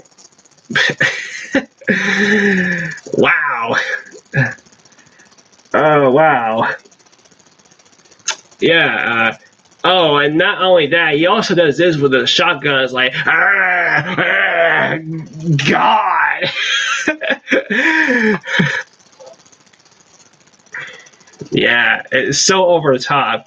But those are only entertaining scenes of the movie. The rest of Texas Chainsaw Massacre: The Next Generation were just boring as hell. I never liked the part where Leatherface switches genders. I never liked that. It doesn't explain it very well. It didn't explain it very well because I didn't get why they had to make him switch genders, like make him like dress like a woman and stuff. It just didn't make any sense to me. Yeah. Now I will say this: I have nothing against transgenders. It's just in that movie, it just didn't really get the whole transgendering thing right. It just didn't. Yeah. So yeah, I just didn't really think Leatherface should dress as a woman. I just didn't think it was right for him. Yeah.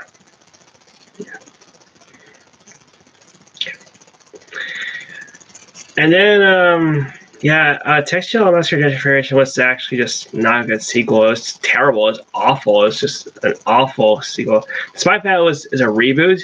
It's a retelling of the story, but still, it's a terrible movie. It's a very terrible movie indeed. Do I think it's the worst?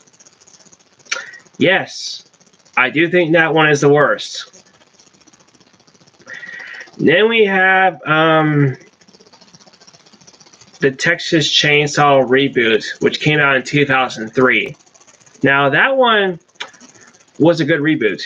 I have to admit, that was a really good reboot. I think Michael Bay did a pretty good job of producing that film. And not only that, I think Marcus Nispel did a pretty good job directing it. Despite the fact it was one of his first films he made, I still think he did a pretty decent job at directing the movie and stuff.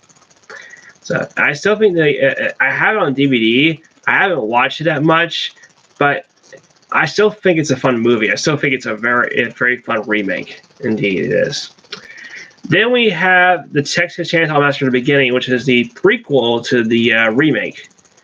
That one, I do think that prequel was actually a pretty good prequel to the remake and stuff. It actually made a lot of sense and stuff. And that prequel is just pretty good. It was pretty good. It actually explained the story a bit better and stuff. And I think the director, what's his name again? Let me go get a DVD and see what this director is.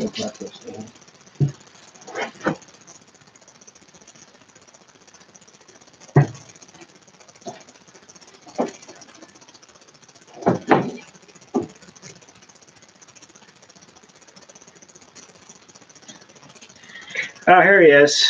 Jonathan Leesman. Yeah, Jonathan Leesman. Jonathan Leesman. That's his name. Yeah, I think he does a pretty good job at directing this movie right here. The text channel at the beginning. To me, he does a pretty good job at making this movie and stuff. I think he did a pretty good job and stuff. The amount of gore in this movie never bothered me. It never did. Even though to Matthew Buck, aka Bad Movie Beatdown, he thought the gore was too annoying to me.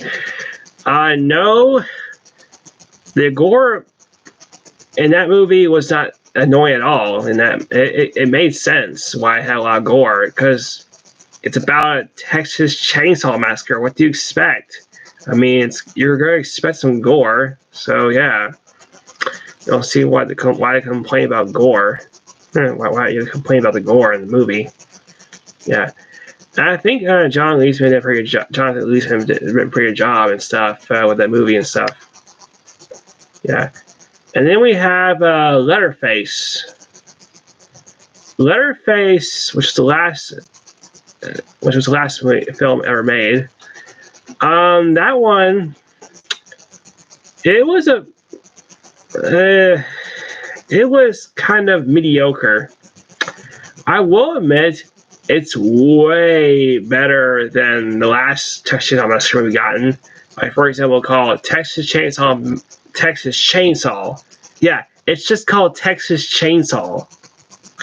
Yeah, that movie sucked. Texas Chainsaw really sucked. And no, I'm not calling it Texas Chainsaw 3D, because that title can go fuck itself. Yeah, so Texas Chainsaw was by far one of the worst Texas Chainsaw movies Massacre movies I've ever seen. It's not as bad as the Next Generation. Next Generation is still the worst in my opinion. But yeah, the Texas Chainsaw is definitely one of the worst. So for my ranking, I'm definitely going to say the best one is the original. The second best one is the sequel. The third best is the reboot. The fourth one is basically the prequel. Yeah, the prequel, the beginning and stuff. Then we have the fifth one, which is actually Leatherface. Yeah, that one, the other prequel to the 1974 one. Yeah. And then we have Texas Chainsaw. Ugh. And then last but not least, we have Texas Chainsaw Next Generation. And why did not include Texas Chainsaw 3 in that ranking? Well, because I haven't seen that one. I never seen Texas Chainsaw 3. Texas Chainsaw Massacre 3. I haven't seen that sequel. I haven't seen it. I never watched it. I don't know why. Okay, so you know what? Let's get a Friday 13th, because I think I have seen all of them. Oh, speaking of Friday 13th, let me show you guys something here.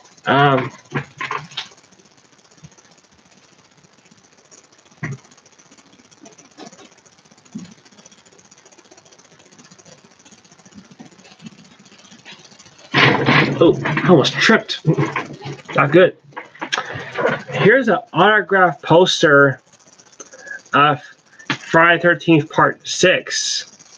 This is the autograph thing from C.J. Graham, who did the who played as Jason in Friday 13th Part 6. Jason Lives.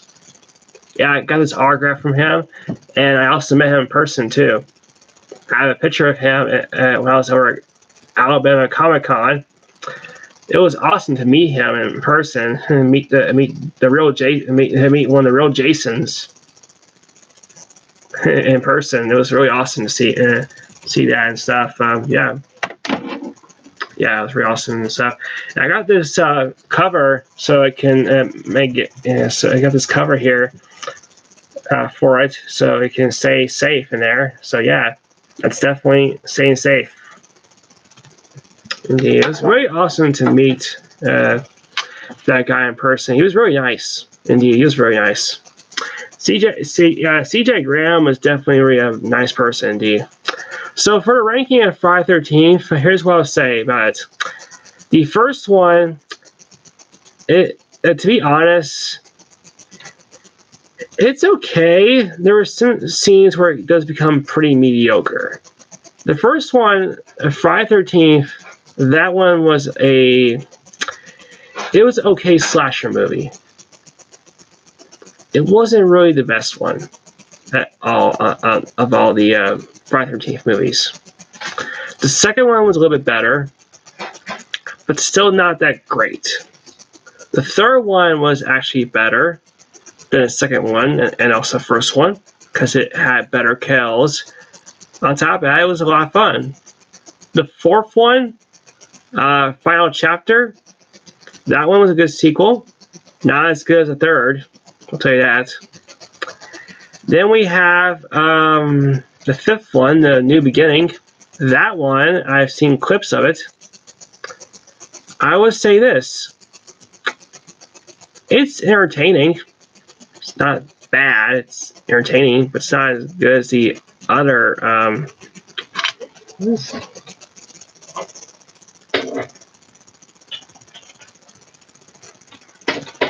What are you doing? Excuse me for a second. What are you out there?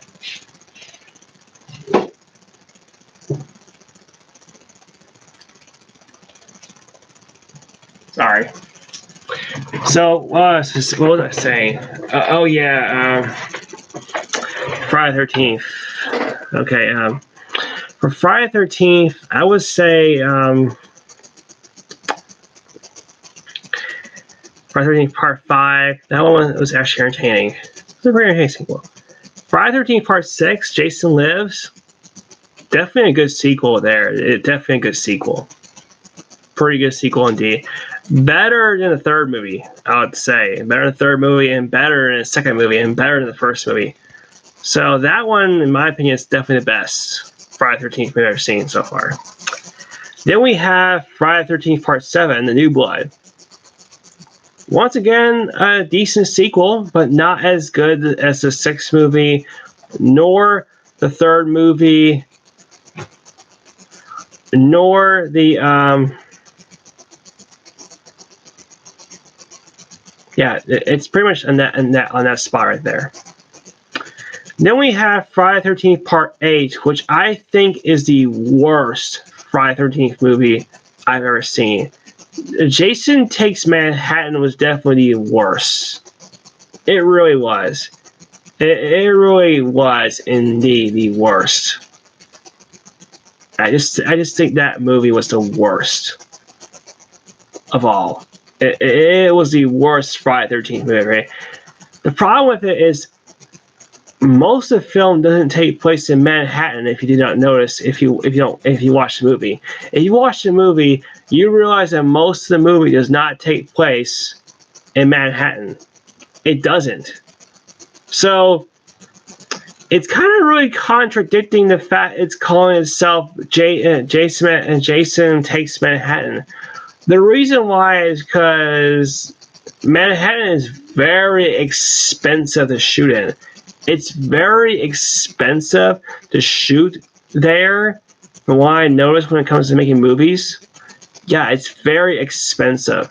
So yeah, apparently the movie didn't have much budget.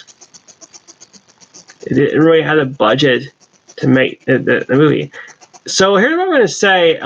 If you're going to make the movie Jason Takes Manhattan, please, by all means, have the budget to make it. If you're going to make that kind of movie, please have the budget to make it. If you don't, then don't make it. Otherwise, your movie's going to suck. Hey, that's all I'm going to say. Your movie's going to suck if if you don't have the budget for it. And apparently they didn't listen, so the movie went downhill after that. Yeah, it sucked. Yeah, and then we have Jason Goes to Hell. That one was not bad. It was a pretty good sequel. I consider that one a guilty pleasure because of where Kane Hodder was kind of like, hold up. Quit messing with stuff.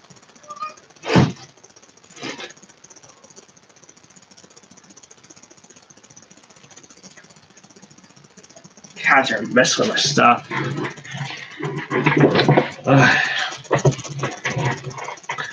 So yeah, for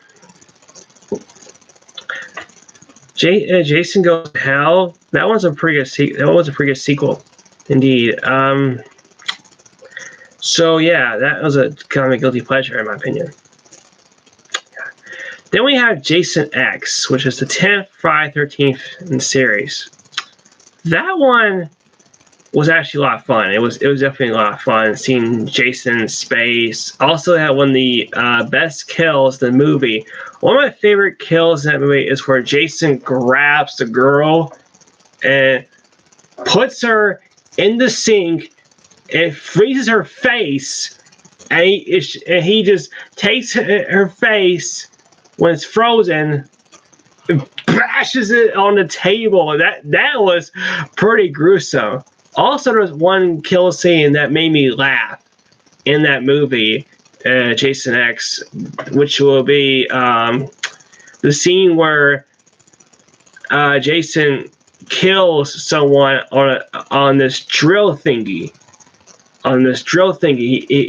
So the guy gets stabbed by this drill thingy, and then when one of the other characters see him, guess what she says?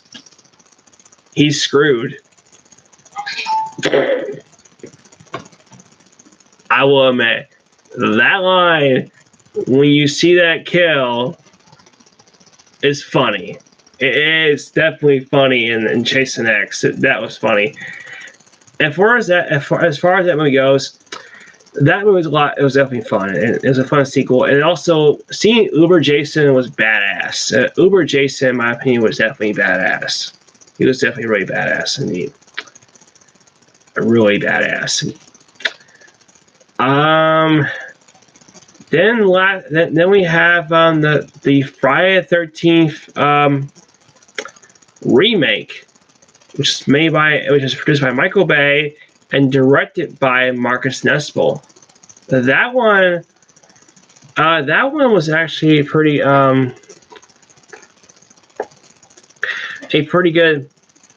reboot in my opinion. I thought it was a pretty good reboot. Yeah, it was becoming more of an original thing and stuff, and a different take of Jason. Indeed, it was pretty good. It was pretty good. I will admit there was some parts where the acting was a little bit off. Yeah, some of the actors were not that good. But overall, the movie was actually a lot of fun to watch. It was a lot of fun indeed. It was definitely a lot of fun to watch. I liked it. It was a pretty good movie. So, and then I think that was it. That's all the Friday 13th movies that were made. Yeah, that was all of them. Yeah, that's all of them. Yeah. There's also another one coming out, but I think they canceled it. Yeah, or maybe delayed it. There's supposed to be another one coming out during this year, but unfortunately they kind of delayed it, and also I think they canceled it too. I think it was going to be written by Urbon James. Yeah, he was going to be the writer of it. Producer of it. Excuse me. He was the producer of it, which is pretty strange in my opinion because I never thought a basketball star would produce a movie. Yeah, I never thought a basketball star would produce a movie. I never thought that. I never, let alone a horror film. I mean, that's pretty interesting for his career. A basketball star producing a horror film. Yeah, it just seems pretty interesting indeed. Yeah, it does. It looks like that's the only franchise I want to talk about here because, as far as ranking goes for those movies, I would say the best one, in my opinion, has to be the sixth Friday the 13th movie, Jason Lives, because that one was definitely a lot of fun. So Jason Lives is definitely the best one, in my opinion. The second best has to be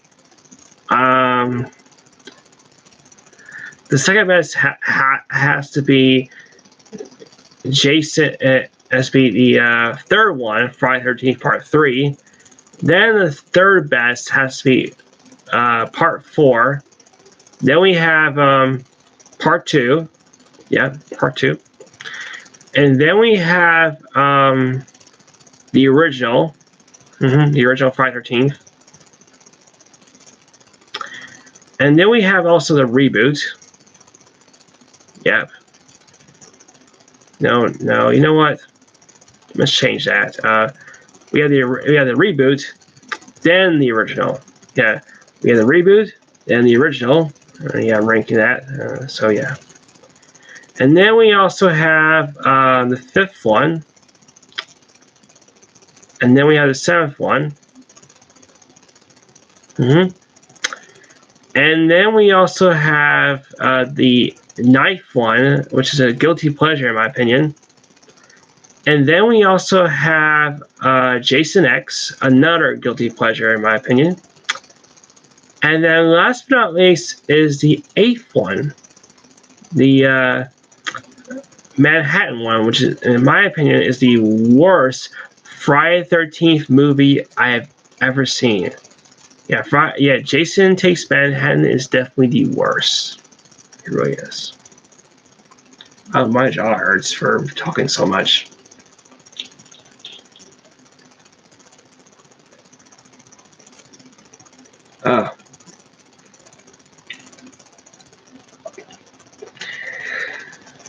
Let me put my movies back up so they won't be so scattered here. Be right back.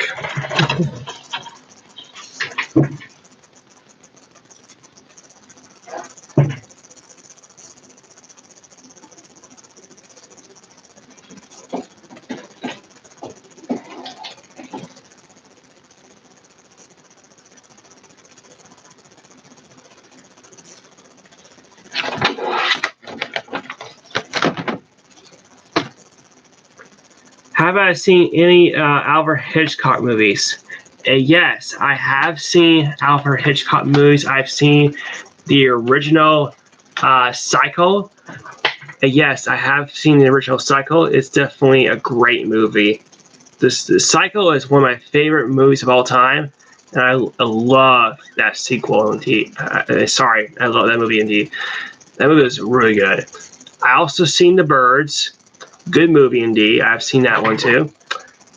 I haven't seen his other films, but I do have a DVD on his short films. I haven't watched the short films, but I am going to watch them soon. I probably want to watch them and see what his short films are like. So I have a DVD collection of short films.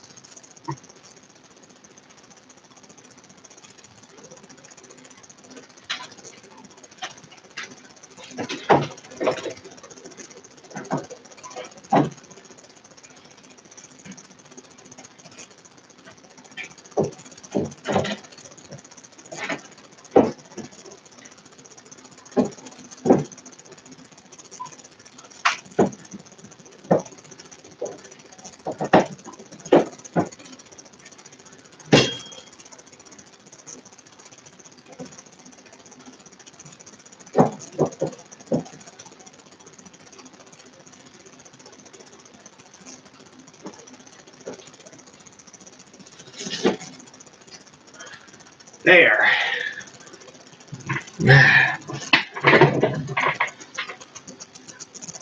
Rear Window. I'll check that out when I get a chance to. I'll check that movie out when I get a chance to.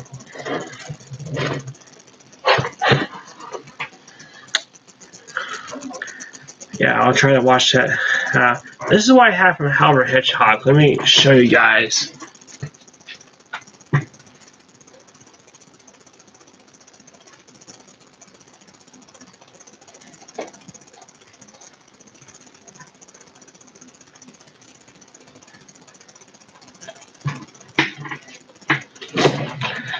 And this is the Alfred Hitchcock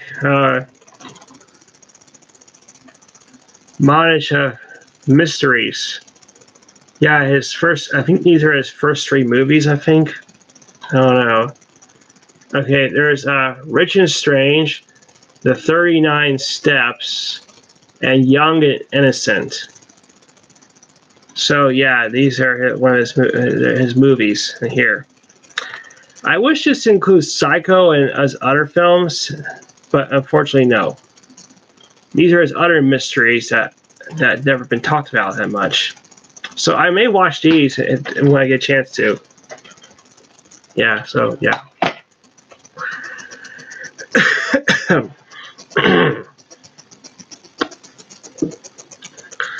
So when I get a chance to, I might watch Rear Window and see how it's like.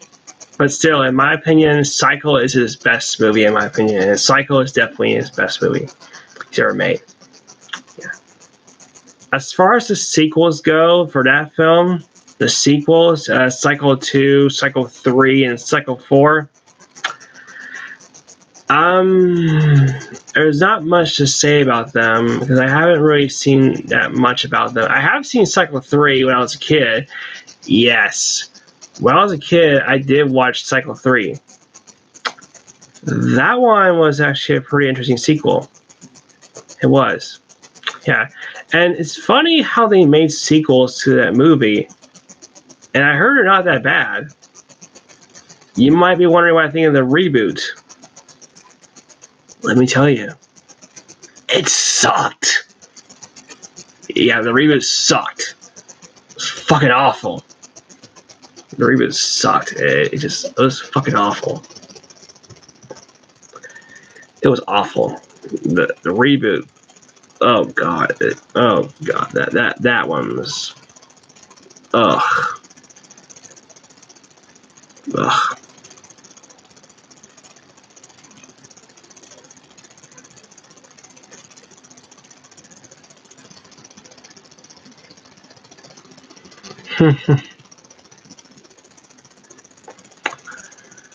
You know, there's one movie I do want to watch that is considered to be Psycho 2. I never seen Psycho 2 second run cinema. I just never got a chance to watch it because I'm not sure if it's on demand or on Amazon Prime. It could be. I don't know. It could be on Amazon to watch to see if it is, so I can watch it. So yeah, I never seen Psycho 2 at all. I never seen Psycho 2. I've seen Psycho 3. I've seen Psycho 3 a long time ago. I haven't seen Psycho 4 either, but I need to see those movies and see how they are compared to the original.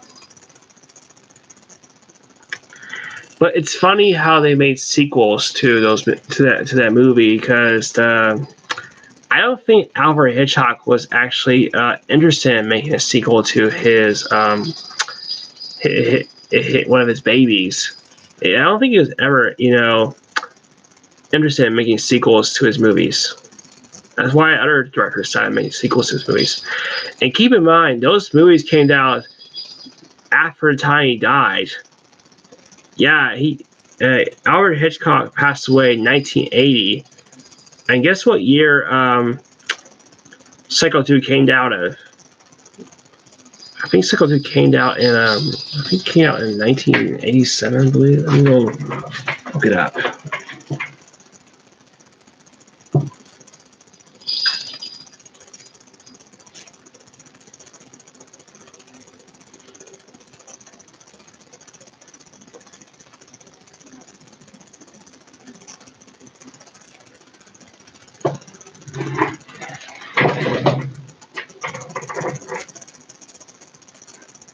1981. I'll look it up and see if it really is that year. I'll make you look it up.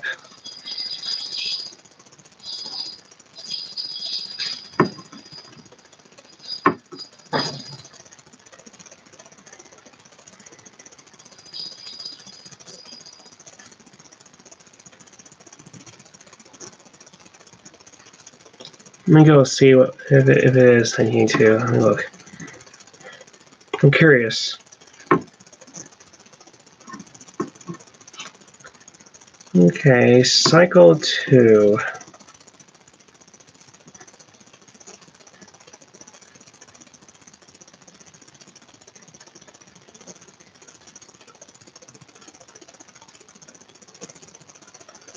Ah, here it is. Cycle 2 came out in 1983. Yeah, 1983. That's 3 years after Alfred Hitchcock passed away. So, yeah, I'm guessing because the director wanted to get the rights to Psycho, and he wanted to make his own. Okay, Cycle 2 was directed by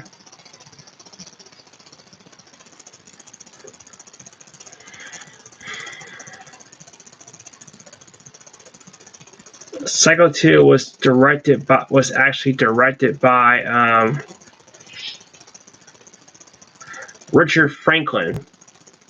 Yeah, Richard Franklin. That was the director of Cycle 2.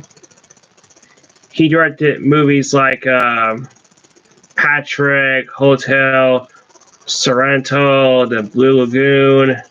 Oh yeah, The Blue Lagoon. I remember that movie. Yeah, The Blue Lagoon is a pretty interesting film. He also directed Link. Oh yeah, that movie. Good luck finding Link, by the way. Good luck finding that movie. Link is almost impossible to find. It really is.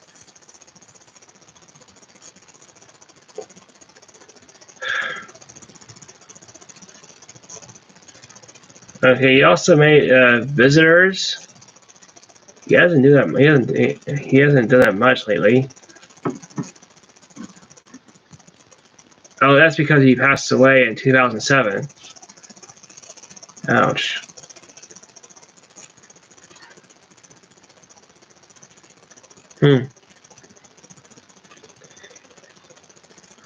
Yeah, according to Richard Franklin, he passed away at age 58. Wow, he was young. Didn't realize that. He died in 2007. Yeah, that's when they started making more horror films. I mean, there was a ton of horror films in 2007. There was definitely a lot of horror films in 2007.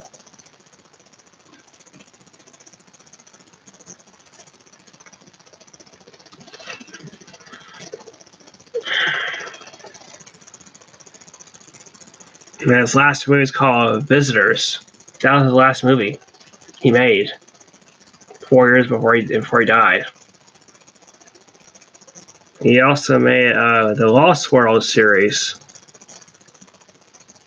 Yeah, I remember seeing that series when I was a kid. I think I've seen the 1990 series. I think. I don't know. I can't remember the series I watched when I was a kid.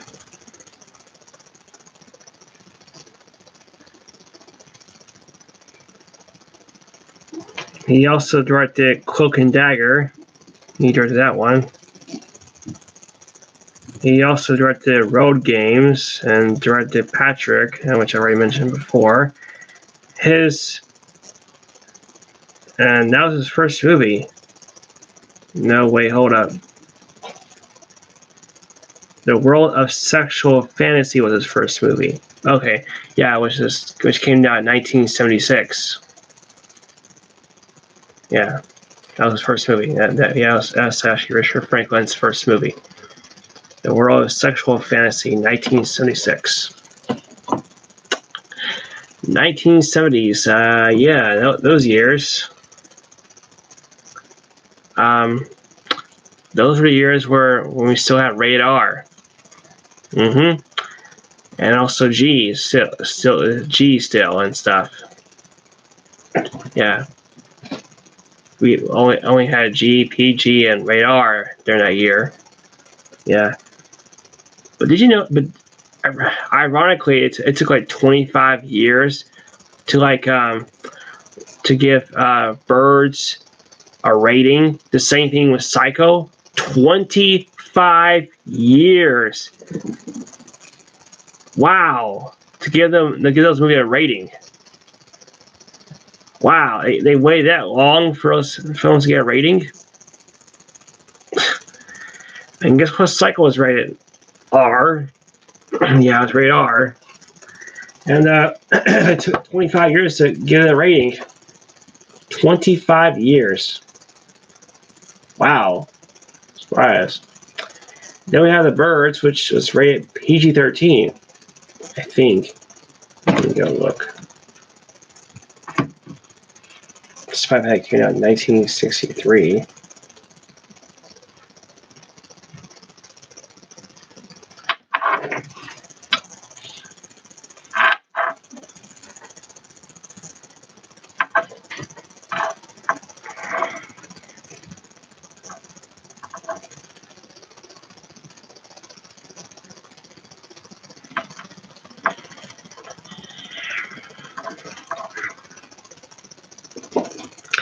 Yeah, I was right. That was right. It was rated PG-13.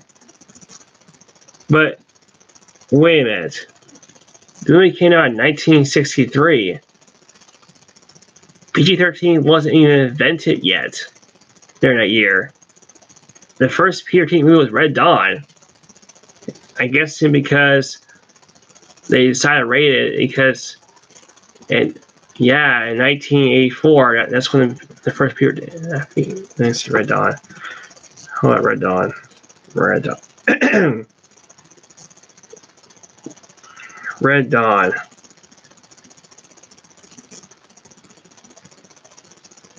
Yeah, 1984. Okay, 1984 was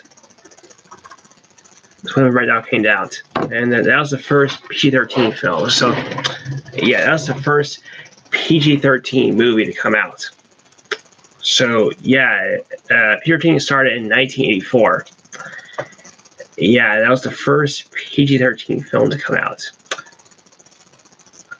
I think it took like over 20 years for The Birds to be rated something. Yeah. Oh, and you may find this interesting. One of the animal biologists in one of his videos, the one where I can't remember his name, but I know that this guy said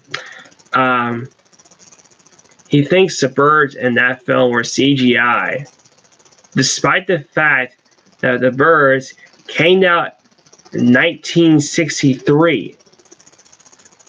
Yeah, CGI was invented in 1984. Yeah, CGI was only invented in I think, no, it was not 1984. I think CGI was invented in 1983. And the first, no, was it? I think it was 1981. Yeah.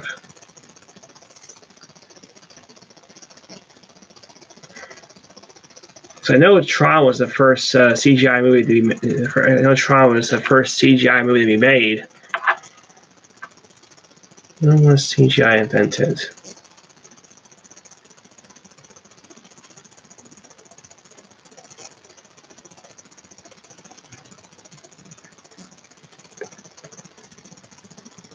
So CGI was invented in 1973. So apparently,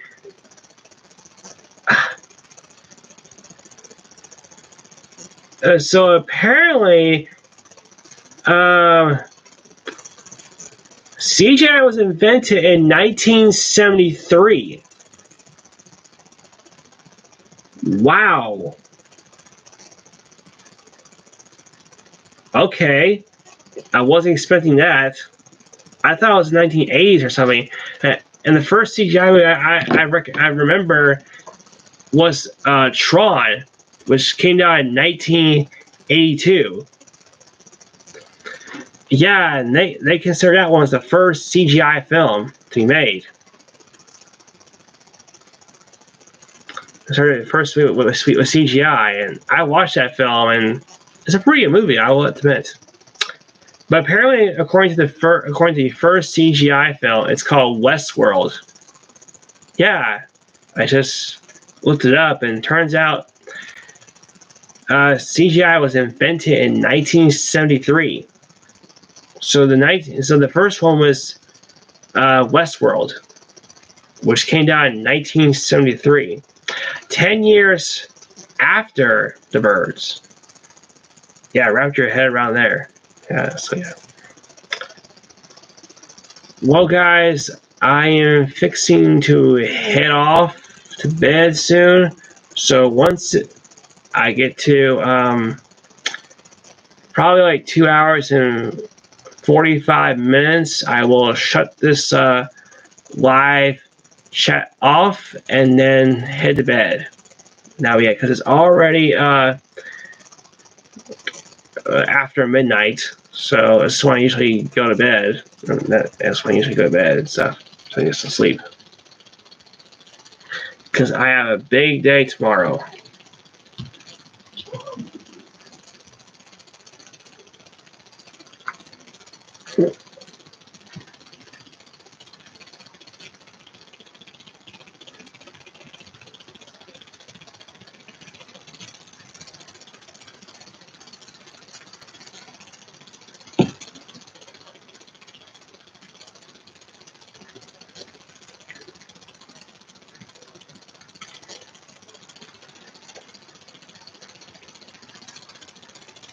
YouTube really needs to fix their view thing on their app. They really do. Just to throw that out there. Because they really need to fix that.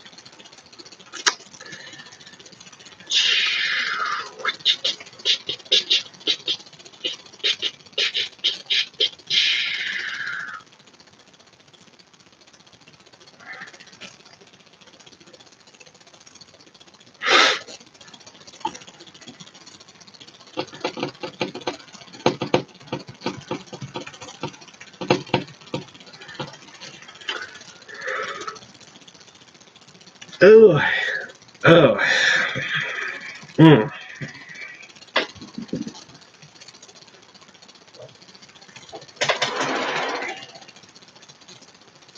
Ooh.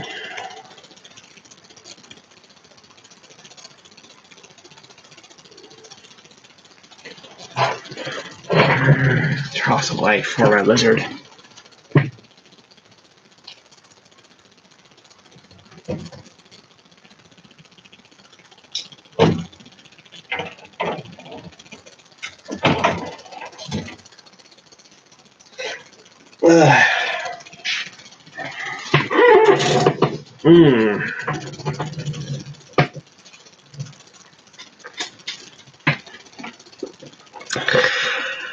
You know, I also heard that AMC banned Universal movies.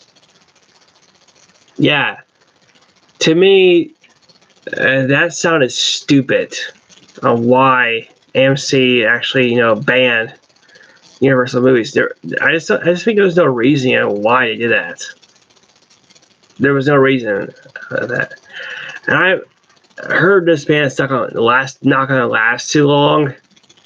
Yeah, it's not gonna last too long at all. Yeah, it's not gonna last too long. So I'm pretty sure that Universal movies are going to be back in theaters once this COVID-19 stuff is going to end. Yeah, probably in July, I believe. Yeah, that's when the theaters start to open back up. And May 1st is when we start opening back up, and I believe other states are going to open back up on May 1st. Indeed, I've already talked about that already. Yeah, things are starting to get back to normal. That's a good thing. I'm glad. That means probably in the later future, in the near future, we won't have to wear these. This is pointless. Seriously, I still don't really get why they wear a mask. I'm sorry, I just don't get why they wear a mask. I don't get it. You really think this will be necessary for me just to wear around in the live stream like this? Just say like, "Hey guys, hello." Just doing this for a live stream, like really, what's the fucking point? I've already discussed this on my videos before.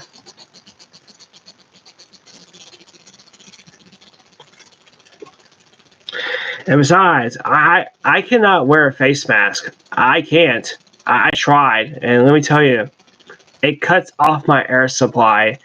And let me tell you, when I was at work, guess what happened? I couldn't breathe.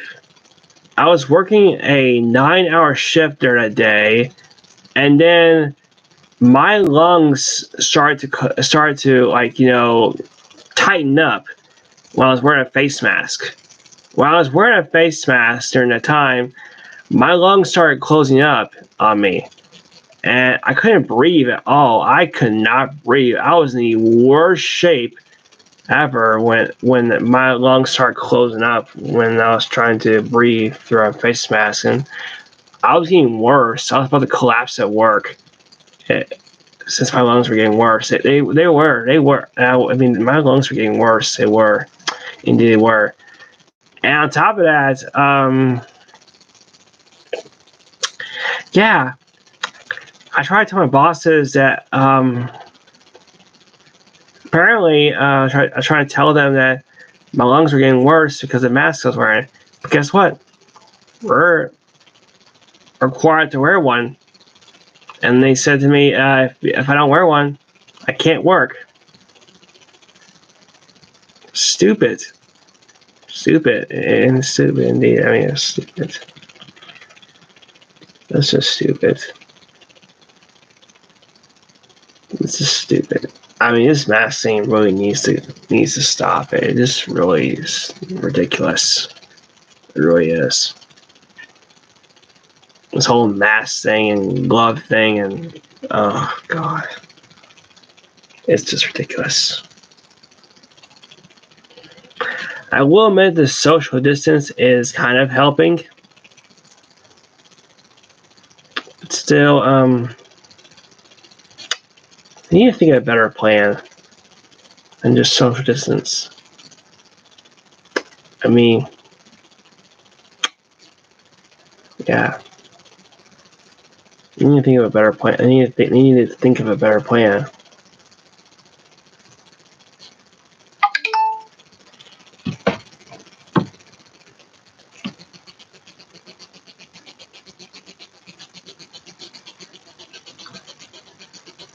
No, Sylvester's on the table. Sylvester, get down from there. Sorry.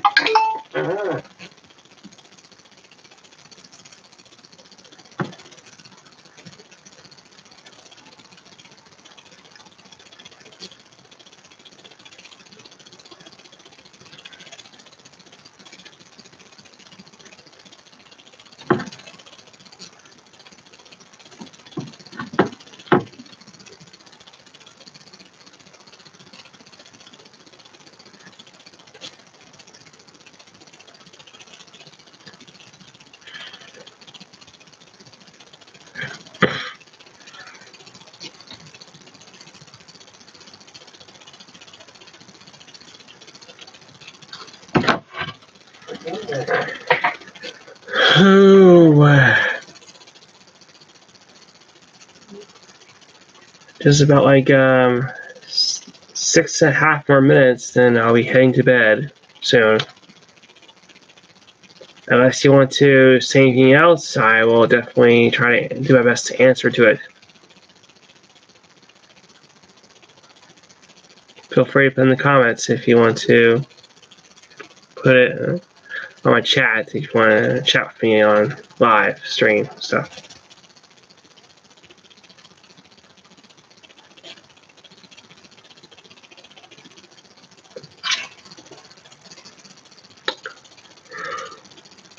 Ooh, oh, excuse me.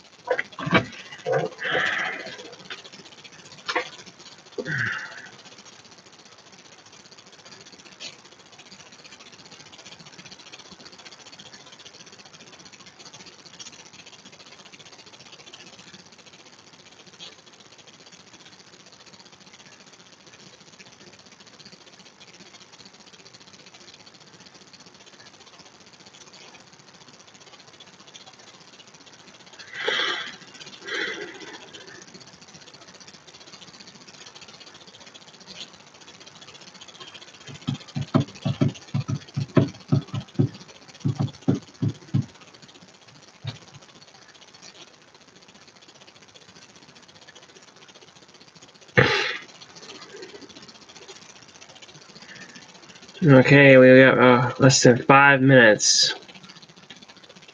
I'll be heading off to bed soon.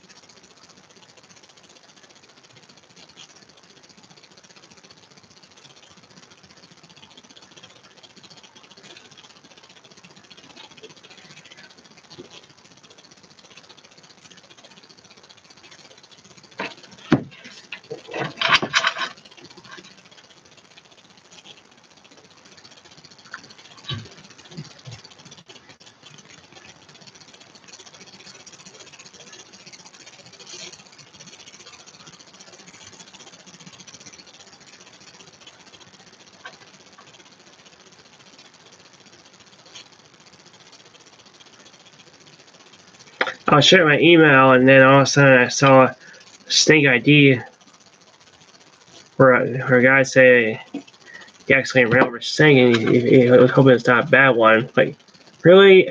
I hate that. I really do hate that. There's no such thing as bad snakes. There's no such thing as bad snakes at all. There's no such thing. No snakes are bad. And none of them are bad.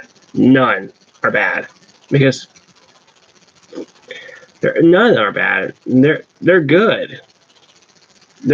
If you leave them alone, they're fine. If you leave them alone, it's all good. Just leave them alone. That's it. I mean, I respect my snakes all the time. I have 6 snakes, and I love snakes. And here, seeing this message where a person says a bad one, oh God, that's terrible. Seriously? Really? Give some respect. It's an animal. They're trying to save our environment. I mean, good Lord. Show some respect.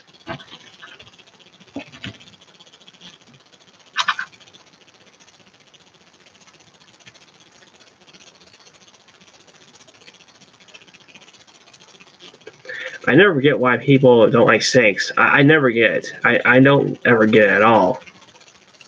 I don't. I just don't get why people don't like snakes. I don't get it at all. It makes no sense to me.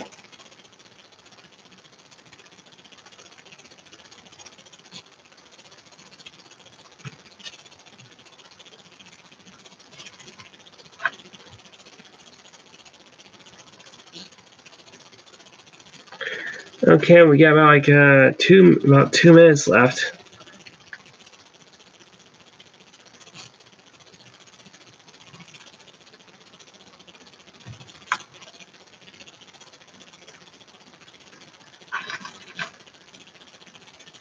Oh. See there, I almost dropped my cell phone again. This happens when you're about to fall asleep.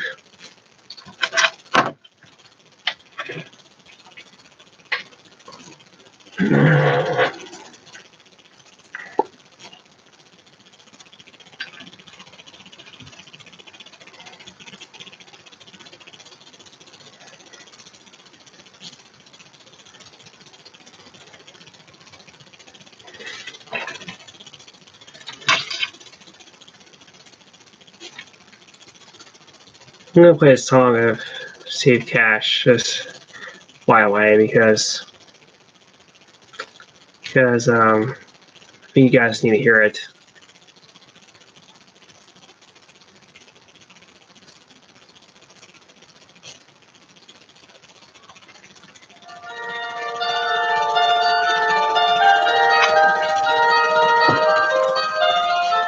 His name is going to be Gibson.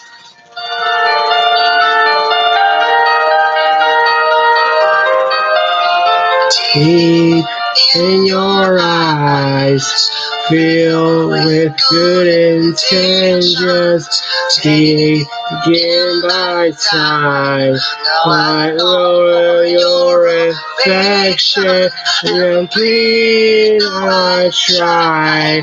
I don't think I'm gonna this. You're frozen in time. I will always remember your name. I know that your love remains. Fly away, fly away, fly away, fly away, fly away, fly away, fly away. You're frozen inside. I'll always remember your name. I know that your love remains. Again, thank you so much for watching, and I'll see you guys soon.